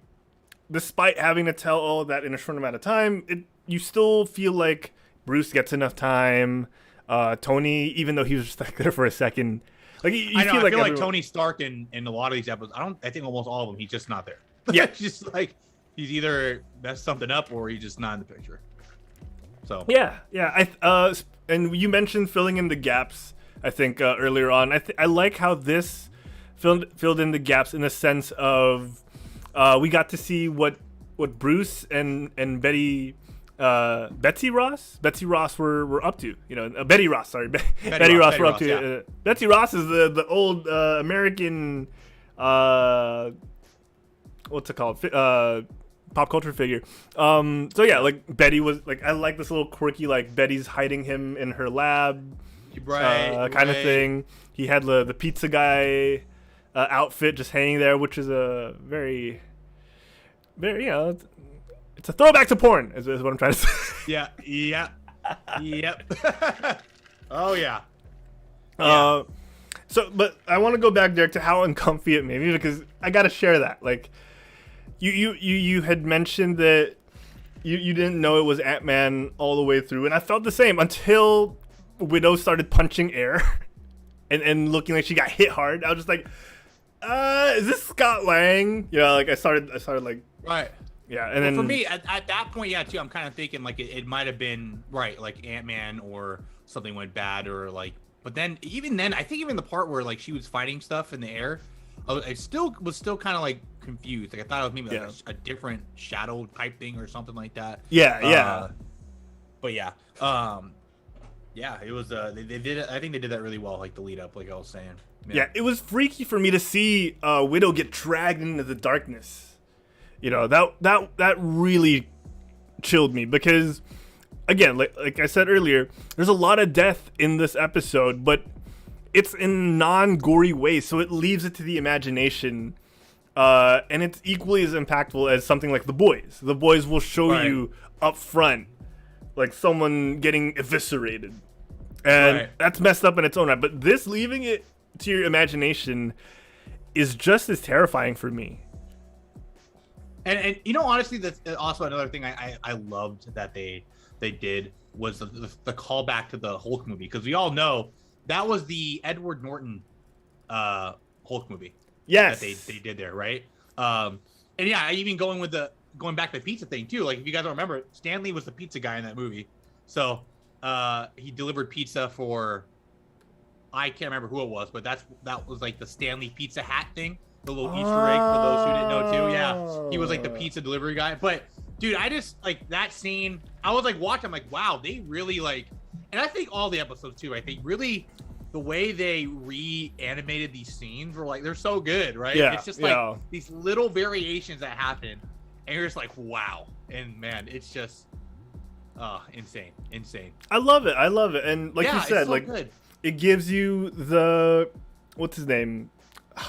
I keep blanking on names, Derek. It gives us the current Hulk actor, Ruffalo. They give us the Ruffalo with the Betty Ross dynamic that we missed out on, right? Like we didn't really get to see that on screen. So it's super fun. It's super fun, and I think what this does better than, I guess you could compare it to the original Avengers film, is it manages to give us that look into Bruce's life, because we just get introduced to Mark Ruffalo's Bruce Banner on the helicarrier. Right. And overall, it's just a fresh take. I like, because I wasn't expecting any of this. I wasn't expecting someone to just go out and murder the Avengers in a What If episode. Right. So it is very cool to see though that it was a Hank Pym, you know, someone I wouldn't expect to see in this What If series, and then it's just crazy, man. And I love stuff like this too, because you know, honestly, if you think about it, and it was highlighted in the Ant-Man movies too. Like that particle, man, it has the potentials it has. It's so dangerous, and we obviously see literally one person with that just took out the Avengers. No superhero like powers. He just has the particles. That's it. Yeah. Like, what did you think about that twist? Like, I thought it was great, man. Like I I mean, like obviously you see the bags in his eyes. You know he's doing this for some reason, right? So that it kind of it makes you wonder. Like I want to see that struggle with Hank too. I kind of like you know it almost makes you like, okay, I get where he's coming from thing. And I feel like in good writing, right, with a villain is when you can kind of agree with the villain or at least some part of it, you know, it's good. So I really like that twist. And it's just like, oh, wow. Yeah, because to dive into that, Hank talks about how Fury exploited Hope in this universe. Fury sort of exploited Hope's longing to find her mother. And S.H.I.E.L.D. kind of took that and channeled it into, from their perspective, a positive outlet where she gets to do good for the world. But in Hank's point of view, you're taking his daughter and using her vulnerabilities and turning her into a weapon, right? And it ends up getting her killed, which is awful for a father to hear. So it's really dark in many senses, because the more you delve into that, like the more you think like Hank was desperate enough to come out of retirement, you know, no access to pin particles, so he turns to Damian Cross, his protege, and they develop this yellow jacket suit, and of course the particles are unstable, and it causes Hank to go a little insane and maybe go a little more extreme than he could have, and it's crazy all the implications. And it would have been too easy to make the villain in this story Loki, right? Because we've seen Loki do something like this over and over again. And to flip the script and make it Hank and give him the motivation to do it was brilliant writing and really out of the box, because it could have been anyone, but it's someone we got established in the MCU already. Plus, his motivations are also quite clear. You know, we know about Hope. We know about Hope looking for her mom and how that could have led. Like, it all makes sense, and it's really good writing. I think it is. Yeah. And speaking of the good writing, Derek, they managed to insert like comedic timing just to cut the tension every now and then from from Loki, like having a sense of humor about like Fury's phone ringing while he's trying to monologue. Right. Just like, are you gonna answer that? Like, are you gonna answer that? Yeah. And then we even have Coulson, Barton, and Fury admiring how nice Thor's hair is. I know. It just smells good. It just smells good. Yeah, that's so good, man. I like this episode is probably one of the best ones so far in the MCU animated universe, I guess. Like, it's really clever. I enjoy this really. Yeah. Well, speaking of clever, Francis makes a comment and says, "But the bad guy this time was even more low key." Clever indeed, my friend. Clever boy. Francis, you. Yeah. I like that. That was good. That was good. And then it was a relief at the end for me. I want to ask you, Derek, was it a relief for you too to see Loki and Fury getting the better of Hank, even though Hank was a very conflicted? I thought that was very cool, especially, you know, we all, from us coming from the Loki series, a little spoilers ahead, we kind of see the more, I don't want to say like the more loving side of Loki, right? We all kind of like, we were rooting for him, right? Almost. So like seeing him here as the kind of like someone that's helping out and trying to change the tide a little bit was good to see. Yeah. And then at the end, he pulls out the taking over the world thing because there's no Avengers. There's no Avengers. Very Loki, yeah. It's very Loki. I actually thought that's what he was going to do at the start, like, because Thor died. I thought, like, oh, he's coming in to take over the world. Right. But Fury managed to kind of be Fury and push it off a little bit until he could get back to Cap, who we saw at the very end of this episode, Captain America. We have two Caps now in the MCU. Yes, there is. Full of twists and turns this whole episode, and I didn't see a lot of them coming. I think that's we firmly established that. Are there any scenes for you, Derek, that stood out even more so than the ones we've already talked about, or anything fun compared to the original MCU storyline? No, I mean, like I said, all the scenes where you kind of had that mystery, like them getting taken out. I just love that, because it kind of puts you like I don't think there's a lot of Marvel that kind of gives you that suspense right now, in movies anyways. So I like seeing that. It was a nice little twist of like almost kind of spy-like movie, like, oh, who's taking out these guys? Who's this assassin? And you're just like, kind of like, you're just pondering, right? You're like, oh my God, who's going to be? Who's going to be? And then boom, at the end, it's kind of nice to see who it was. And yeah, like I said, all those scenes where they were getting taken out was nice. Very suspenseful and kept me on my toes the whole episode, honestly. Yeah. So, which is good. How did you feel about the actual deaths? Like, I think the worst one for me was Natasha, and but right before that was Bruce. Seeing Bruce kind of explode, dude. Yeah, right. Like the marshmallow, overheat. It was like you said, mentioned earlier. A lot of these deaths were pretty intense, pretty insane, graphic wise, and just like animation wise, even. Yeah, they really went straight to the point with, okay, this guy's literally taking them out. Yeah. It's not like it's not like a cartoon. He's not making them tired or they just fainted. No, these guys were getting murdered by Hank Pym, man. Murder hornet, pretty much, right? But dude, it was crazy. It was crazy. Having a loved one, IRL, that cares deeply, like it made me feel Betty Ross, like getting down on her knees and be like, but he can't die. I was like, wait. Part of me was in denial. Part of me was like, is he not dead? Is this like a sign of hope that maybe he just got teleported somewhere? But like the more she says like, but he can't die, it's just like, oh my God, that's like it's like what Hank would say, it's that vulnerability that made you weak. You thought he couldn't die. But we got to remember at the same time too, man, like it's not really portrayed, I think, in the Ant-Man movies, but Hank Pym, guys, is like one of the smartest people in the Marvel universe, not the MCU, but and even in the MCU. But guys, he's the original like creator. Of like Ultron, dude. Like he's really smart. So in the comics, right in the comics, right? Yeah. He would have figured that out. Like, okay, I know how to kill Hulk. Just inject his heart with gamma, I guess. Like, Jesus, man, it's dark. Oh, wow. It is. It's very dark, and it's crazy, but very good. The heartbreak was. You feel that, man? The heartbreak's there. Seems to be the theme of the episodes, huh? These two, heartbreak. Yeah, pretty much. Okay, brother. Yes. On a scale of 10 arrows, the kill Thor. 10 stings. 10 stings? 10 stings? 10 bee stings? 10 Loki mirrors, 10 Fury copies. Like 10, I like that. Out of 10 copies of Nick Fury. Francis will come up with something better. Francis, help us, please. We're struggling here. Out of 10 copies of Nick Fury that turn out to be Loki, how many would you give this episode? And why?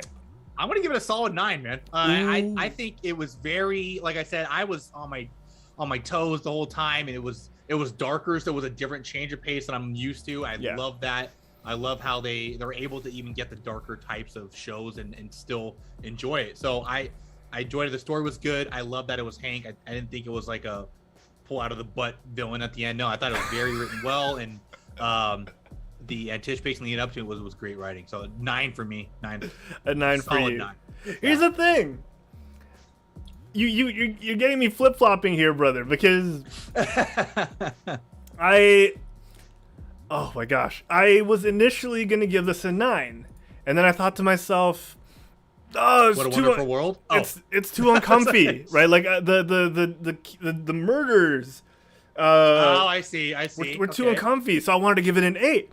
But now like after talking about it, and you giving it a 9, makes you like, no, it does deserve a 9 though, because it gave me that feeling of this intense reaction of discomfort, like almost definitely not as bad as when I saw Oberyn Martell get his head squeezed. That one left me sleepless for a few days, but it was skull crushing. Yeah. Not soul crushing, it's skull crushing. but it's equally as disturbing, right? Because these are beloved characters that we know, and seeing them get murdered in such shocking ways was rough. Right. But the execution was so, oh my God, phrasing, the execution of the episode was so good. It makes you think, and it really gives you a visceral emotion. I'm going to give it a 9 Fury copies out of 10. Nice. I just... Nice. Yeah, I mean, and honestly, I feel like What If had this, like, thing. Like every episode, because it was weekly release, so every time I saw a new episode, I'm like, yeah, I think this is my favorite one, right? Like I saw you see T'Challa, and you're like, oh my god, that was like my favorite one. But then I saw this one, I'm like, man, this one is really good too. Like just the fact that I was just like, wow, yeah, he literally killed all the Avengers. Like, damn. And that's a feat, right? That's a feat that Loki, Thanos. Oh, I guess Thanos kind of achieved, but it's villains weren't able to do this, and Hank Pym, being the smart person that he is, was able to. Francis in the chat says, 8 out of 10 Loki illusions for him. He gave it an 8 because of the abrupt reveal near the end, but he loved the pace and the mystery, and he kept wondering who did it up until that point. So I think we're all in agreement. Like it's a really solid episode. It's really good. Oh right, yeah, right, for sure. And really well paced. I agree with both of you guys on that. And it's good. It's good. Yeah. I'm sort of happy. Yeah, now that we've given our ratings, I'm sort of happy they didn't go more brutal, because I don't think I could have taken that. Right, like seeing, actually seeing maybe like Scarlett Johansson. If we're gonna go real, if they did The Boys but Marvel, I don't think my heart could have taken. Oh yeah, physically seeing them die, because that's rough. It is right. My mind is conditioned for these people to just fade or die of old age like Peggy Carter. I can't. Yeah.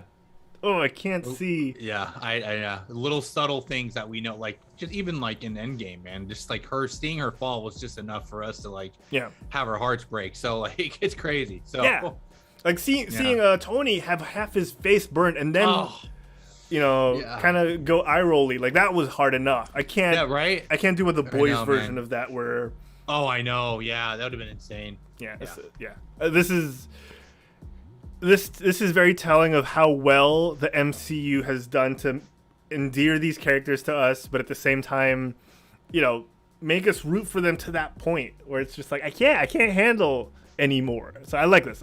Very uncomfy. Very good episode. Speaking of very good episodes, we're going into the mystical, magical art with the next one, Derek. Let us change this here. Oh my gosh! There we go. What an episode! Colors there. Wait! That was a great scene change. That was a great one. Are just all new now. You like that? Very strange. Went from yellow and yellowy theme to a nice purple and red. I like it. Right. Okay, Derek. In this next What If episode 4. Episode 4. Christine, played by Rachel McAdams. I keep blanking on these names, man. Rachel McAdams, yeah. I was about to say Gretchen Wieners. Played by Rachel McAdams. Strange. That car is so fetch. Just start saying it. Wong, stop trying to make fetch happen. You can't just ask someone why they're Wong. No. I know, right? Okay. Oh, man. Christine rides with Strange in the car crash, and in our universe has him losing his hands-ish, losing full control of his hands. So Christine dying in the car crash is what causes Strange to kind of seek out the mystic arts, not breaking his hands in this universe. And after facing Dormammu, Strange is able to turn back time and he decides to try and change Christine's fate. Unfortunately, in this sad reality, her death is a constant for him to become Doctor Strange. Yeah. Over and over again, he tries, and eventually it becomes a reality when the Ancient One, confronts him and says, "No, this is how you become Doctor Strange, and nothing can change that." And he doesn't react to it too well. This is, for me, sort of a what if Stephen Strange kept that little bit of arrogance, unlike the more humble version that we have in our universe. He gets humbled by that experience. So this one is still a little bit more arrogant, to the point where he wants to control things. So the Ancient One kind of has to split him into two. We find that out at the very later on in the episode. She splits him into two, a darker half and a sort of one that's more like the one we know, the Strange that we know. and it leads into a face-off between them, and you know, the powerful Dark Strange ends up winning because he's gone through this transformation of absorbing metaphysical creatures for their magical powers, and he's able to resurrect Christine, only for her to kind of, and the rest of the universe to kind of just like fade into ink and goop and dissolve. And it's a very heartbreaking episode. It's heavy. Talk about heavy, man. We just talked about a heavy episode. Yeah, and I actually like the title of this one. Was like, what if Doctor Strange lost his heart, right? Instead, like, oh man. And it's like, and I love that you brought up the arrogance thing, because as we saw in the first movie of Doctor Strange, I don't know why I said first, there's only one. But we saw in the Doctor Strange movie, he literally, when he actually meets the not the elder, why we just said it. Ancient One. The Ancient One, thank you. Yes. He literally so arrogant that like he cannot believe that this is magic, and he's like, no, you know. And she even points out, your arrogance is what blinds you, you know, like that's. And literally we see that, and he's just so focused on trying to get this to be any other way, but it just can't happen. And I like this because it's like a, I think that's a time travel thing, right? There's a lot of things where like, no matter how much you try to change something, certain things are just gonna happen no matter what. And in this case, sadly, it was her dying, and he couldn't fix that. And but you know, as we've seen Doctor Strange, how he can get very into his teachings and learnings and wanting to know more, he didn't give up, and which led to very dark paths and choices that he made, and which we get to see. And very a lot of people point out very Mephisto vibes, and sure, I can kind of see that. Very dark. I mean, he's literally, you know, delving into like the dark dimension type stuff. It's pretty cool though. Like it's nice to see. Like it's almost like you see, what if Doctor Strange wasn't like the good guy kind of type thing. Yeah, you know. So very cool to see his arrogance take him down this path. It was kind of nice to see that path there. Yeah, and that's really what it is. Would be the key difference between this Strange and our Strange, is he, like I said earlier, he doesn't get humbled by his experience, because losing his hands was different from losing his heart. And I like that little nuance, you know. I like that little nuance of like, love really does kind of cloud your judgment. Yeah. I think is a great subtext to the whole eepisode. And definitely was. It's crazy, you know. This was a story with a lot of weight to it. So I think in the supporting cast department, Derek, Wong has proven that no matter how much screen time you give him, he will knock it out of the park. He's like, right. I know, man. I've heard this phrase used recently for Ted Lasso, where you have an economic use of a character. And I think that fits Wong so well. Wong is perfect, man. Yeah. I know you haven't seen, even just like kind of side note, like Shang-Chi, Wong has like very little lines there, but dude, it's just like his little, it's like what you said, man, his little moments that he just has, it's so good. Like, you know, despite how he wasn't even in this episode that long, it's just, man, it's so good, man. I think you could count with one hand how many seconds he had in this. Right. And it's just like the fact that they can bring us feeling that way with just this little amount of time, right, was really cool. I also thought what was really cool was that squid monster he kind of summoned with tentacles. We saw that in the first episode. I don't know if that's like a hint towards something else later, but if it's the same Hydra like entity. The tentacle entity seemed very similar to the one at the end of episode 1 that we had with Captain Carter. Okay. Captain Carter, excuse me. Yeah. I agree. If it wasn't an intentional thing, you know, like it's hard not to make the connection if it wasn't. Right. Yeah. Right. But man, definitely digging the darker like robe look, and it's very cool, man. And if I'm not mistaken, it was Benedict who did voice this. Yes. Yes. So we had a few cast changes for the voice lines. You know, like Scarlett Johansson's. Right. Black Widow was voiced by Lake Bell, who's also highly talented, but also highly attractive in her own right. Yes. We had someone else do Tony Stark, because I'm assuming Robert Downey Jr. would have been way too expensive. Oh yeah. Yeah. So you had those changes, but you know, this one was Benedict Cumberbatch. Captain Carter was voiced by Haley Atwell. So there's a lot of similarities, continuity still in terms of the cast. I the performances were outstanding. I can't think of a superlative. Right. It's just so good. The cast and yeah, like you said, all the people that kind of replace the voice actors and stuff that are originally there, they do great. They do fantastic.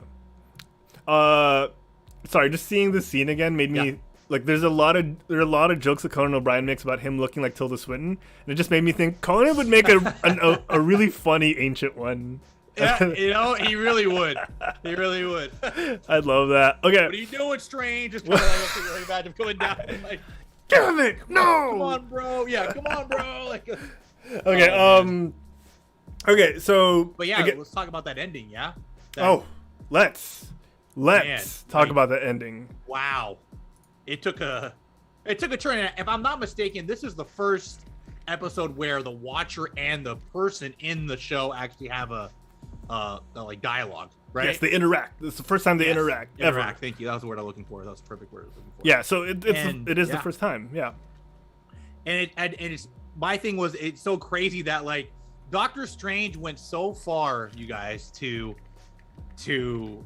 try to fix all this stuff that's happened that he literally was strong enough to at least even contact the watcher. Yeah. Like someone that's not even supposed to be seen or even was noticed. So that I think that's a feat in itself, right? Yes. 100% is because as they talk about as well in the episode, this is a Strange that's lived centuries by this point.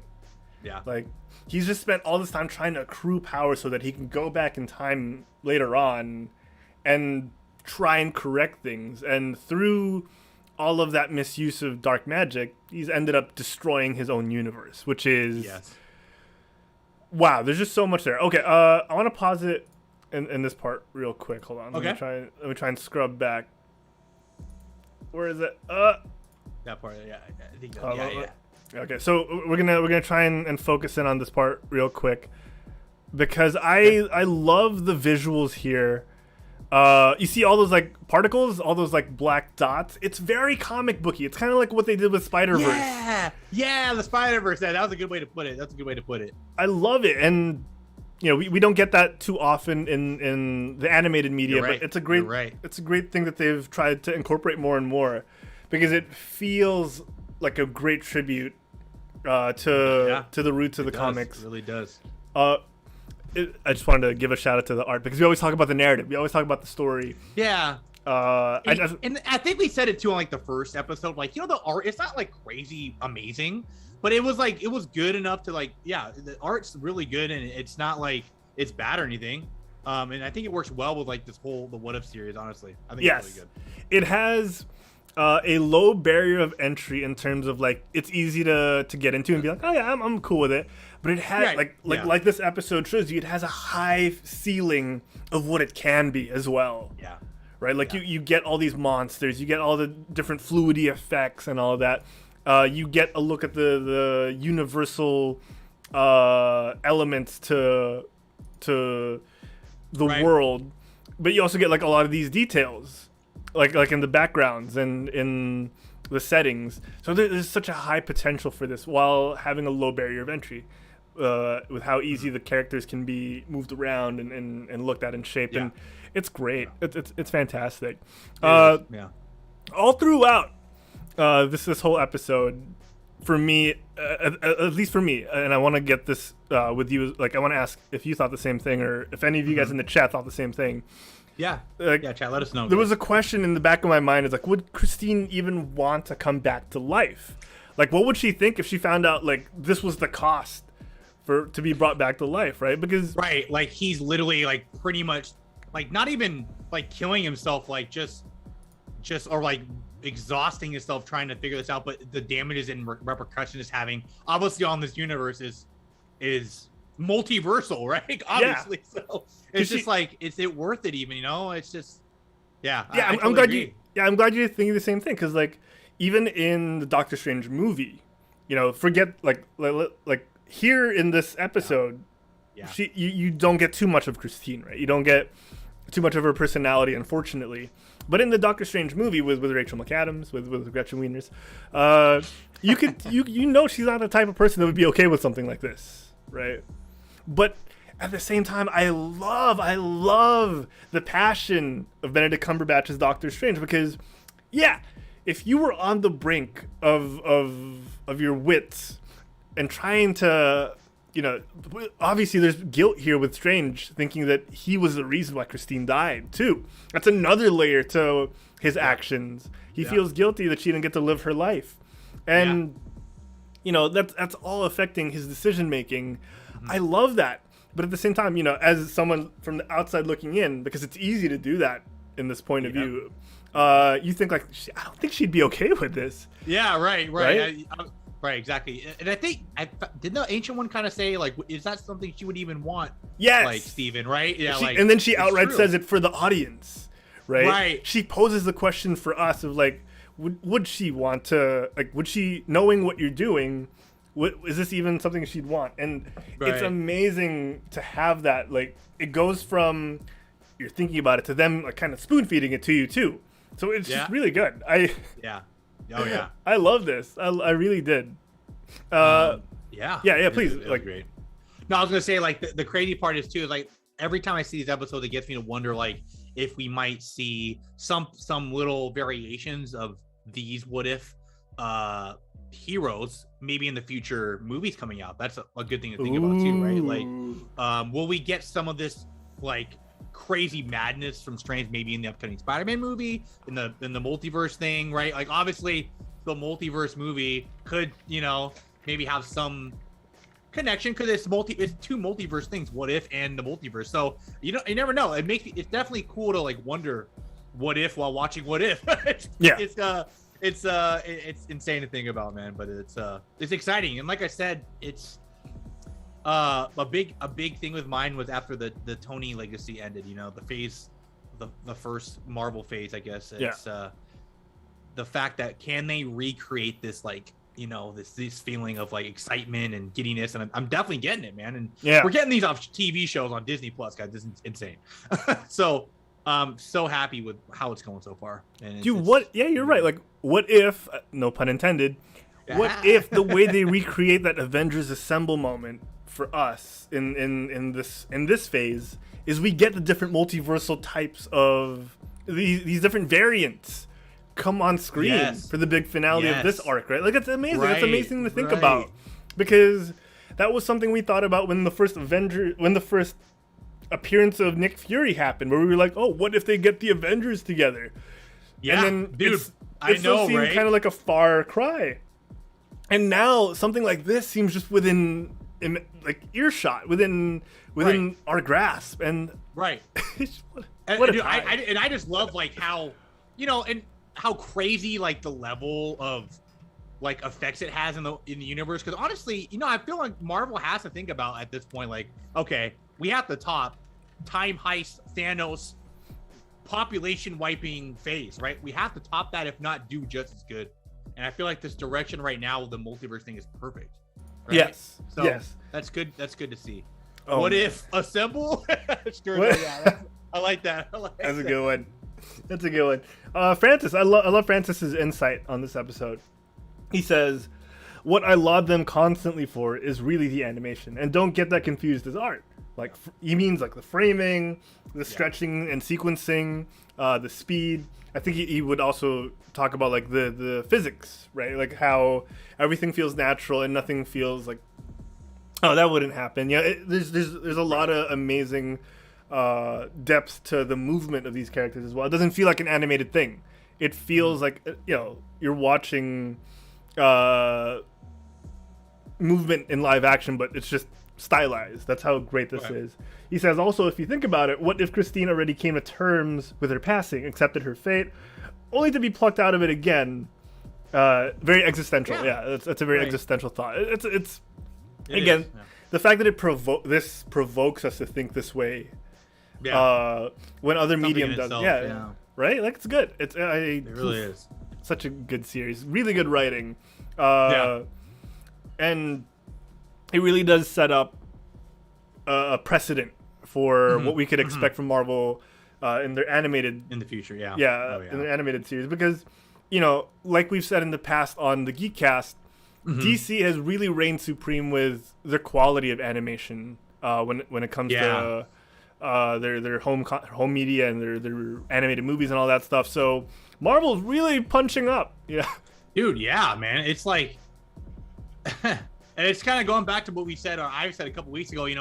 We first hear about these Disney Plus shows and animation, like, is it really gonna be like, I wonder how they're gonna fare up with, especially like the DC stuff, and they're doing a great and fantastic job. Yeah, like it's crazy, man. I'm so happy though. I'm so happy for him. I think it's also a surprise because we've had those like Disney XD shows that aren't related to the MCU that are kind of like obviously a step below in terms of storytelling. So it's great to actually have these Disney Plus shows that are on that same level, as treat the material with respect as much as they're being treated with as much respect as the creators are treating the material. So it's great. It's great to see all of this.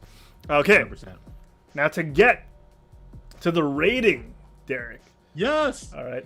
Francis gave us one on a scale of 10 Dormammu bargains, which is a fraction. He actually changed it. He actually says his score is 9 out of 10 car accidents. Oh no! No! No! Should we say hearts? Maybe. Oh my gosh!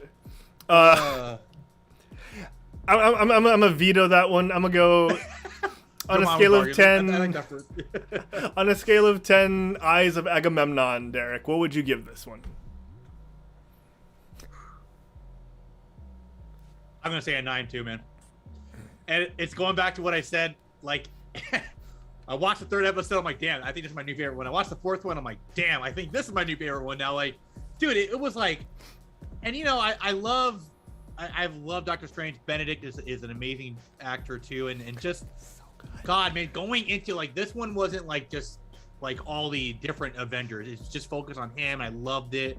I love the path, and you got to see like the dark side. It was just like one of those things for me that it's like questions I'm always thinking about. Like, what if Doctor Strange was bad? We got to see that, and I loved seeing all the darkness and conflict he went through. And oh man, yeah, 9 for sure. And especially the ending, I thought that was pretty cool. How he was like able to basically lock that universe in a bubble almost, right? Like that and that I thought that was cool in itself. And we kind of find out later, which I don't want to jump the gun, but this is the first episode of many that kind of connects. Yeah. Right. Yes. So, but yeah, I really enjoyed this episode. 9 for me for sure. Excellent. You made a really good point, dude. Like there's a really powerful tone to this episode that.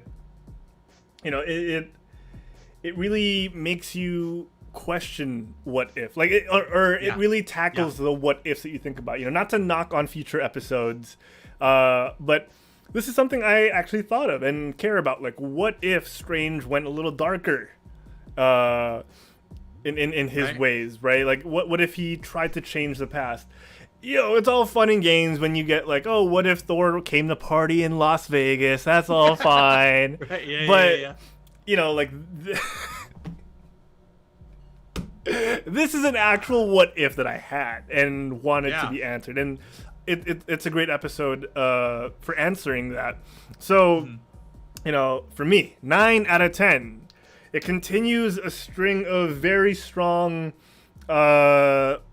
what if episodes, and it carries that emotional weight as well as significance, right? Like there's a moral significance to the story, because I ended up questioning and asking myself, like, what would I do in that same scenario, right? Racked with guilt, as well as full of my own questions of what if I didn't do this, what if I made that one change in my life in the past, how would my life be different, Right. And it's hard to avoid succumbing to your basest instincts when you're at your absolute lowest. I've, not to get not heavy. even that.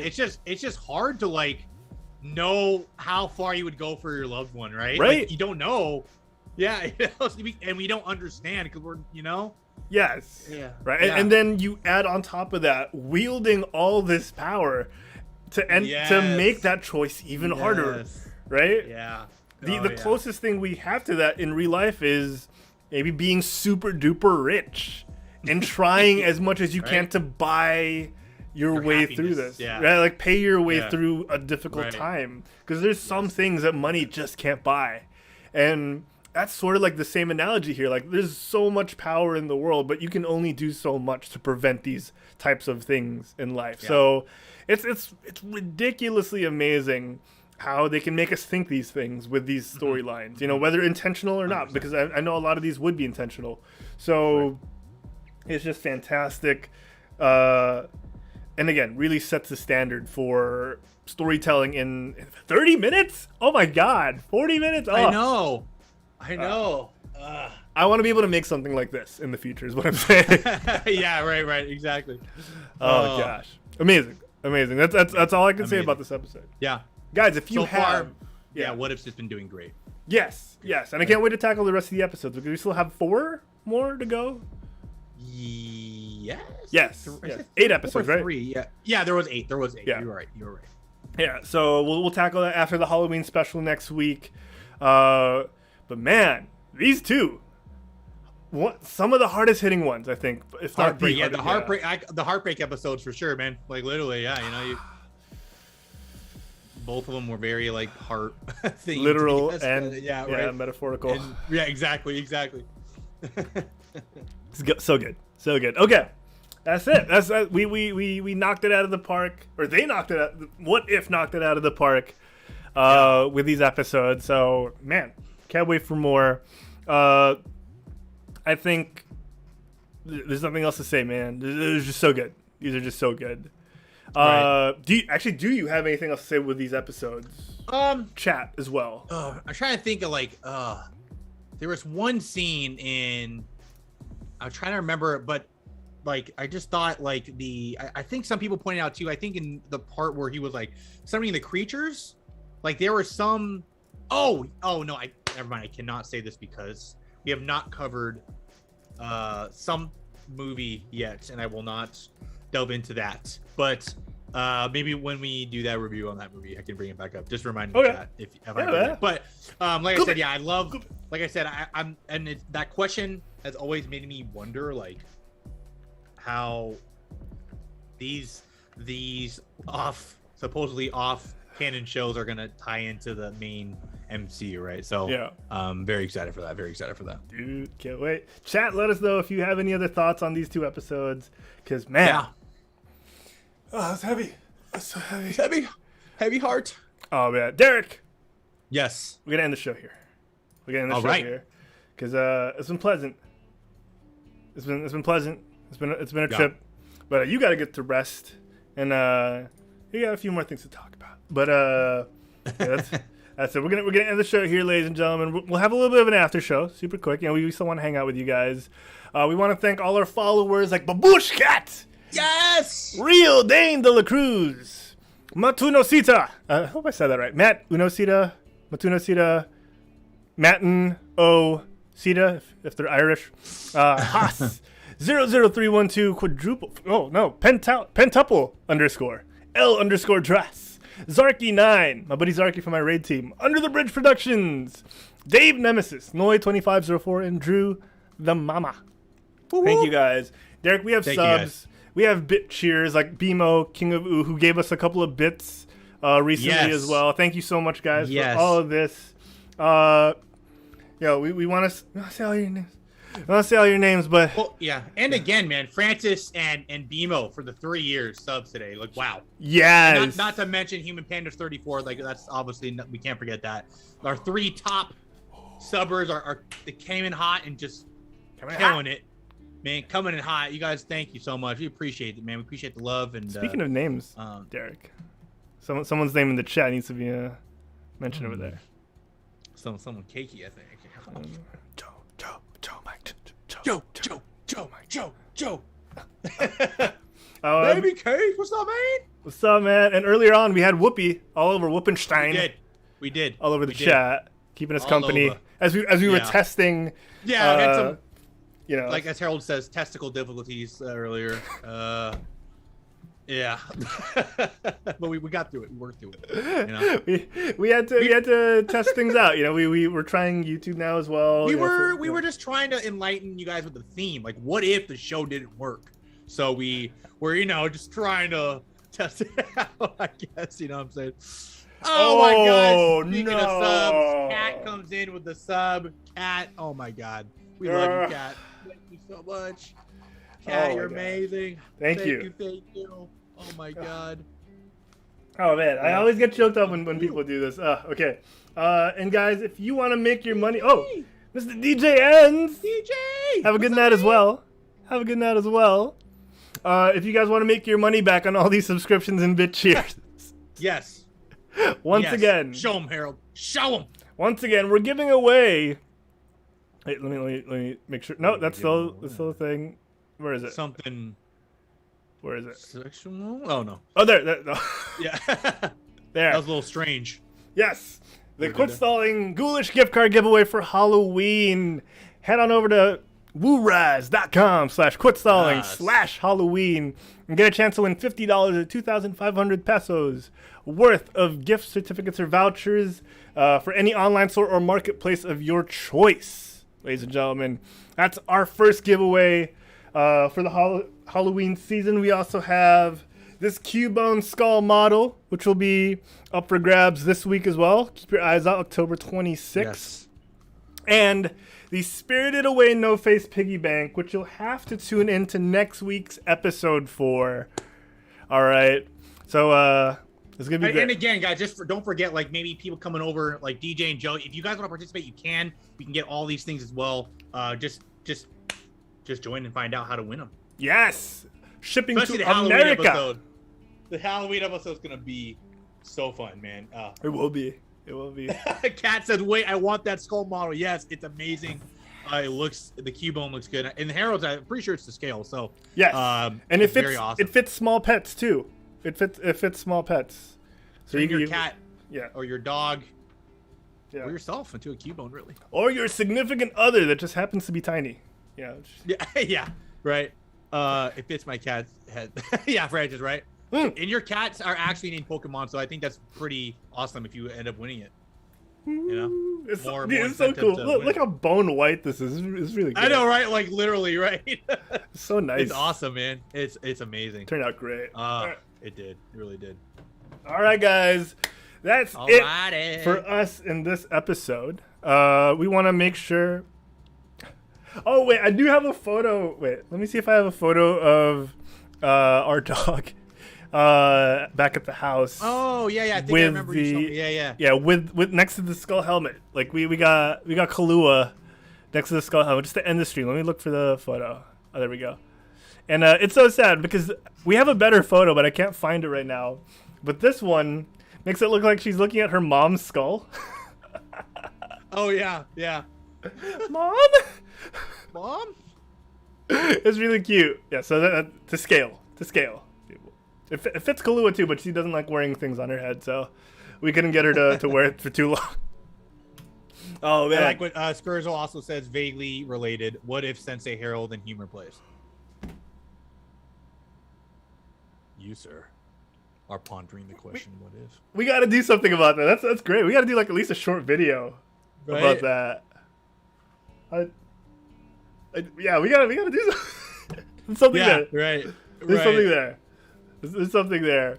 All right, guys, we're gonna end the stream here. But again, if you want to hang with us a little bit more, stay tuned for the after show. But that's it from us. You can check more of our stuff at facebook.com/quitstallingus or on Twitter @quitstallingus. You can find us on Instagram @quitstalling or on twitch.tv/quitstalling where we're live right now, or on youtube.com/quitstalling as well.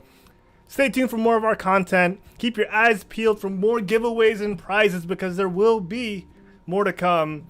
Join right now on woorize.com/quitstalling/Halloween and tell your friends. Tell your friends. You get, I think you actually get more entries when you tell your friends. Yeah. So there's like a share incentive. Yeah, there's like a share incentive after you like do the first thing. So yeah, do that. Tell your friends. Guys, it'd be a shame if you didn't follow Sensei Humor. So Derek, tell them where they can catch you outside of the Geekcast. You guys can find me right here down below, or my finger's kind of off center. There we go. At Sensei Humor. That's also my Twitch. I do stream Monday to Fridays. Currently this month I'm playing some spoopy games in light of the October month. So a lot of jump scares and a lot of me peeing and pooping myself. So if you enjoy that and enjoy people picking on me, you'll love my stream. So come on by. Also, the YouTube is Sensei Humor. Twitter is Sensei Humor _. I actually did release a new YouTube video, so if you guys want to check that out, I would appreciate it. But yeah, you guys find me there. But of course, other than finding Sensei, where can they find the beautiful and handsome Harold Plays at, though? Oh, y'all can catch me at Herald Plays on Twitter and on Instagrams. I just posted a story about me finding Mew in my Oreo cookies. Pokemon Oreo cookies. Apparently those go for like $1,000 or more on eBay, but no one's buying them. Like, oh, weird. Like, honestly though, like all the good ones are. Yeah, we actually did that on. I looked at eBay the other day. Some of them sold for like a couple $100 or $400. Maybe it's just, I don't know. Yeah, they sell for a lot. It's crazy, right? Like, who is buying all these Oreos? Avid collectors, I guess. It's crazy. That's true. It's like mine wouldn't be in the same condition as any of these, but yeah, like $1,000. Yeah, like if you look, there's a way you can like filter it with bot, and like you can see there's one that sold for $5,000. I'm not even joking. And literally, it was like the cream had a print of the Mew, but all it looked like was somebody took the top of the Oreo of Mew and pushed it in a white piece of cream, and they like labeled it like factory, like. Oh my god, it was insane, man. I was like, wow. That's funny. Yeah, I decided to eat mine and make a video out of it with the milk. I saw that. Because honestly, like, you know, it's a cookie. Yeah, I mean, I saw the crack, so it wouldn't have been a PSA 10, but you know, it was cool. I think it would have been at least $5.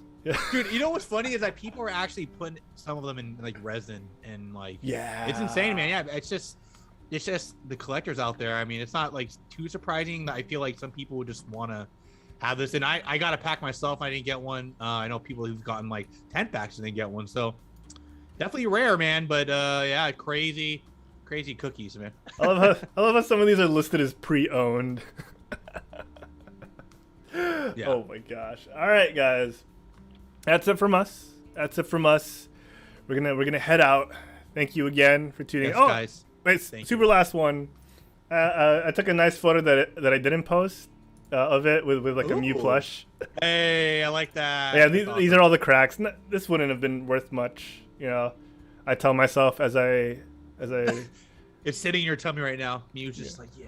Oh no, that thing was gone like 5 minutes after. It just went right in and out, baby. Yep. I got it is cool though too. For those who like might get it, like when you put the milk on the actual cookie, it looks like a lot cooler. Yes. Like when they're like in between the cracks and stuff. Oh man, it's awesome.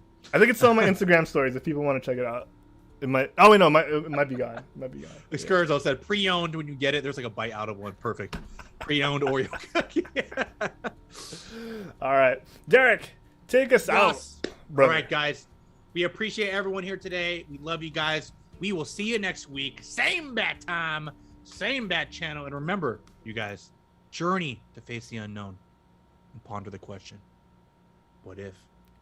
Viva Las Vegas!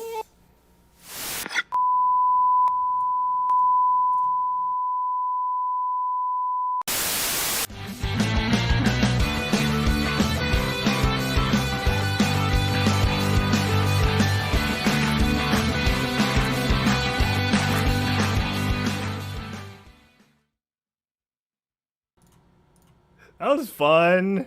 That was. Why is my webcam still messed up? I'm gonna go back to this. Okay. Viva Las Vegas! Las Vegas! I love that battle cry. Wait, I gotta show you the shirt I'm wearing for the next episode. Since it's gonna be 2 more weeks. Give me a sec. Oh yes, I gotta show you. Take off your shirt. What? Bebo Key, no, be all right. Journey into the Steve French. Oh, are you open to it? Damn, I should have said that. Oh, Francis beat me, man. He said journey into the unknown and ponder the question, are you open to it? Oh, we should have done that. I know, I failed. That's a good one. Did you I check have failed out? you, Francis. I have failed you. Check out my shirt for the Thor episode. Let's check it out. Oh, damn. That's going to be so sick. Oh, man, that looks amazing. Where'd you get that at? Hot Topic. Wow. No way. You guys have Hot Topic in the PH now? No. So I ordered this and a bunch of other shirts from Hot Topic, and we had to gotcha. send over. Yeah. Gotcha. That's awesome. With all the other man. stuff we had. This is crazy. That's amazing. Yeah. Because I needed new geek shirt. I was wearing the same ones like every 2 months, so I needed to add a lot more to the rotation. Right, I hear you. Yeah. Oh, yeah. Las Vegas. Las Vegas. Good old Hot Topic. Yeah. You're right, man. Good old Las Vegas, indeed. Oh, man. Oh, it's over. Now it works. Now it works. It works. It works. I'm open to it. It works. I'm open to it. I like it. It works. There it is. Maybe I'll just record that and then post it on the socials and just be like, mash it. Like, I'll leave it to people to just mash it up with whatever they want. Right. Oh, nice. Francis was able to share the gift card giveaway. Hopefully that got you more entries, Francis. Nice. Hell yeah. Ooh, rise.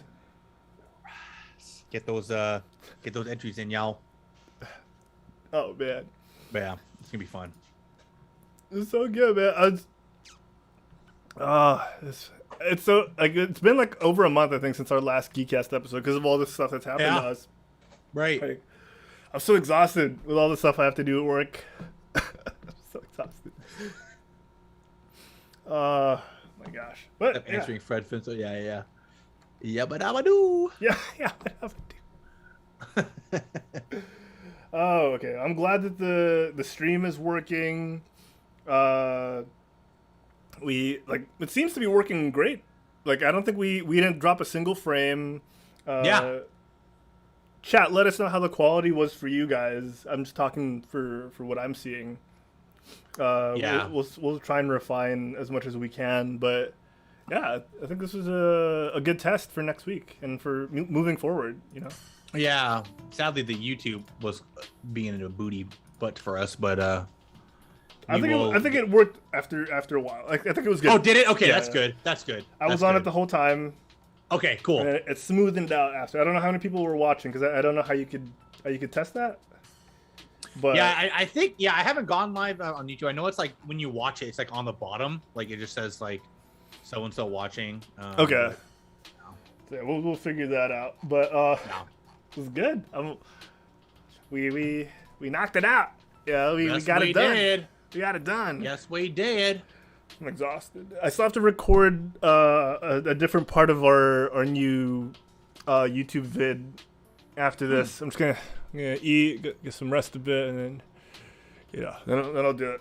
Get that grub, baby. Get that grub. Oh, dude, I got a new IKEA table. Maybe I should post about it on the socials, but IKEA, dude, fall collection. Dude, like it has this little crank, uh-huh. so the table goes up and down. I remember we were talking about that. Yeah. We just said how funny would it be on stream if Harold just came onto the table like, hold on, guys. I hold on.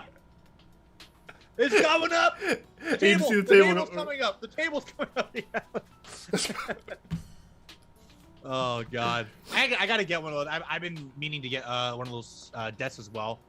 It's just so good to have, man. Like, especially like you don't want to sit down for a while and you just, you know.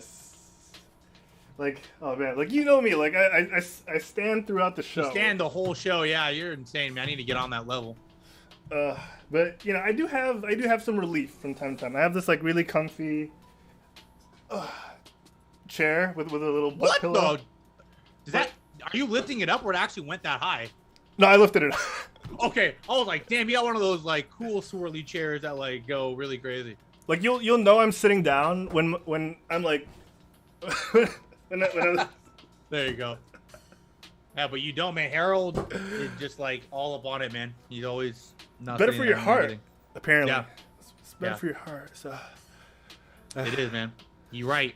I can't exercise. Lying, I can't exercise right now. So this is I'm trying to do what I can. Yeah. Trying to do what I can. Dude, okay, we gotta hang out with Baboosh Cat on a Discord call one of these days. Yes, we do. I'd be so down. Yes. But Kat, you'll find out how to win the Cubone Skull helmet on Tuesday here in the Philippines. So just keep your eyes open on the socials. We'll post it there. Yeah. It'll be easy to enter. Hopefully it'll be fun. But yes, Cubone. Oh, also how to join. Oh, the skull giveaway. Yeah. Dude, it's so good, right? Tuesday. Guys? It's so amazing. Tuesday. You'll see on Tuesday. Actually, I'm excited for that. That's gonna be a fun thing to look at. I guess. No, I don't want to spoil too much. But it's gonna be fun. It'll be a fun thing to click. Yeah, you can't say much, right? You can't say much until. Yeah. It's gonna be a fun contest. I can't wait, man. Yeah.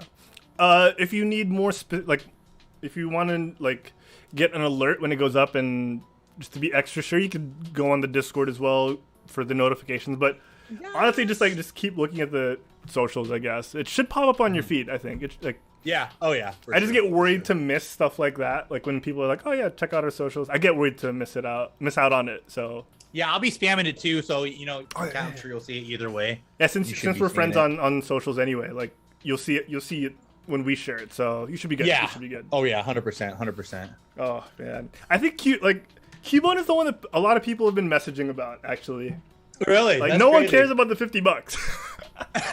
Screw that! I want the damn Cubone head. Oh man, it's cute. I can't blame them. It is. It really is. We were gonna give away the Bonerang too, the little club. Oh, but we were like, yeah, maybe next time we'll see. Let's see how many people like the helmet first. Right, yeah. Exactly. A little test trial and see how it goes for sure. And then we'll do something for Halloween, for Christmas too. Maybe something for my birthday next month. I'll figure something out. A lot of stuff in the works. It's gonna be a lot of fun. Francis said, I can earn 50 USD. I can't make a Cubone helmet for my cat. Wiser words were never said. Good point, my man. Yes. So true. Oh, guys, this has been fun. What did we talk about in the pre-show again? I was open to it. Yeah. I'm open to it. He's open to it, guys. Oh, I'm so tired, man. It's been a long week for me. Yeah, at least we ended it on a good note, man. It was a fun stream today and everything, man. Yeah, it was fun. A lot of entertainment from chat too. Yeah, hanging out with you guys, like you, Francis, Whoopi and earlier was really good. Right. Just makes things so much more fun. It does. It really does, guys. We appreciate it so much. Let me double check if Miko P's video is already posted. Noise. Hoi. Yeah, YouTube Shorts are going up, guys, for the Quit Stalling channel too. We're just trying to make as much stuff as we can. You might see some stuff too from Sensei, So. Oh yeah. Sensei, your content has always been bang on. I can't wait for them to see your puns of the day. I know. Yes. I can't wait to. Guys, talk about bangers. This guy, you give him a little prompt, maybe we could do something. He gives you the world. Stop. It's hilarious, man. It's just so good. Oh yes. Also, just for those here on the after show, the Taco Cast will be coming back. I'm doing my review tomorrow for the newest One Piece episode. So for anyone fans, possibly want to just look out for that on the Quit Stalling YouTube channel. It's gonna be fun. Oh, for real. Oh yeah. And me and Herald are planning to do some, maybe some My Hero stuff, that. Oh yeah! Oh my gosh! I have to finish this season. And Same. Don't worry. I'm the same. I was like, you know what? I was watching it weekly. Then I was like, you know what? I'm just gonna wait until they all come out and just binge. Oh yeah. Oh yeah. Oh yeah. It's gonna be fun. It's gonna be dope. Francis. Oh, okay. So we from the very beginning of Quit Stalling, we had this. Me and DZ played Ghostbusters, and we recorded it, but we never put it out because it needed quite a bit of editing, and then we ended up losing the footage, right? But I think we found it again. So I'm thinking maybe I'll just cut that in with some new footage of playing because we never got all the way through the whole game. So maybe we'll do something with that. I gotcha. Maybe we could bring in Derek as well, who's Derek. I've heard you're a professional on stream when it comes to busting ghosts. So I'm a professional at busting the pee in my pants. Yes, you could say that because I get scared. But sure, yeah, I'll take that. I got my Ghostbuster outfit, I think, still, in the back somewhere. So definitely, I can help out in that sense. all right. Well, Oh I'm man, always down, man. I want to play definitely something spooky with you guys. It'd be fun, man. I can't wait. Yeah. Oh, okay. I'm open to it. Oh. All right, guys, keep your eyes out for our play session when we do Nickelodeon All-Star Brawl. Yes. We'll invite the community. Let's have some fun. Maybe we can even shoutcast it if we get a lot of people. We can shoutcast like people playing and fighting against each other. Oh yeah, that'd be fun. Skirto says for a moment, I thought there's a third Derek. There was a second Derek earlier. There was, yeah. There was. That Z-Pulp. was quite the entertainment. He was like, Derek, I'm like, yeah. Love that guy. Oh, the other guy. I got you. Oh yeah, Francis, you missed out. Derek Mapagu was here earlier. Love that guy. But yeah, man. Oh, the short is up. The YouTube short is up. If you guys want to get a couple of tips on how to tank in Final Fantasy XIV from Miko P, check out our YouTube. I think that's about it.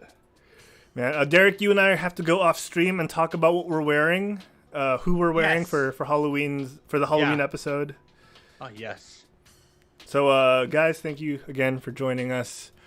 We're gonna stop the stream here. Should we raid anyone? We have 14 people. Anyone online that we know? For me, no, I do not have anybody specific. Okay, I don't think I do either. And we shall. We'll ponder the question. I'm open to it. I'm open to it too. All right, we'll see you guys next time. All right, guys. Bye. We love y'all.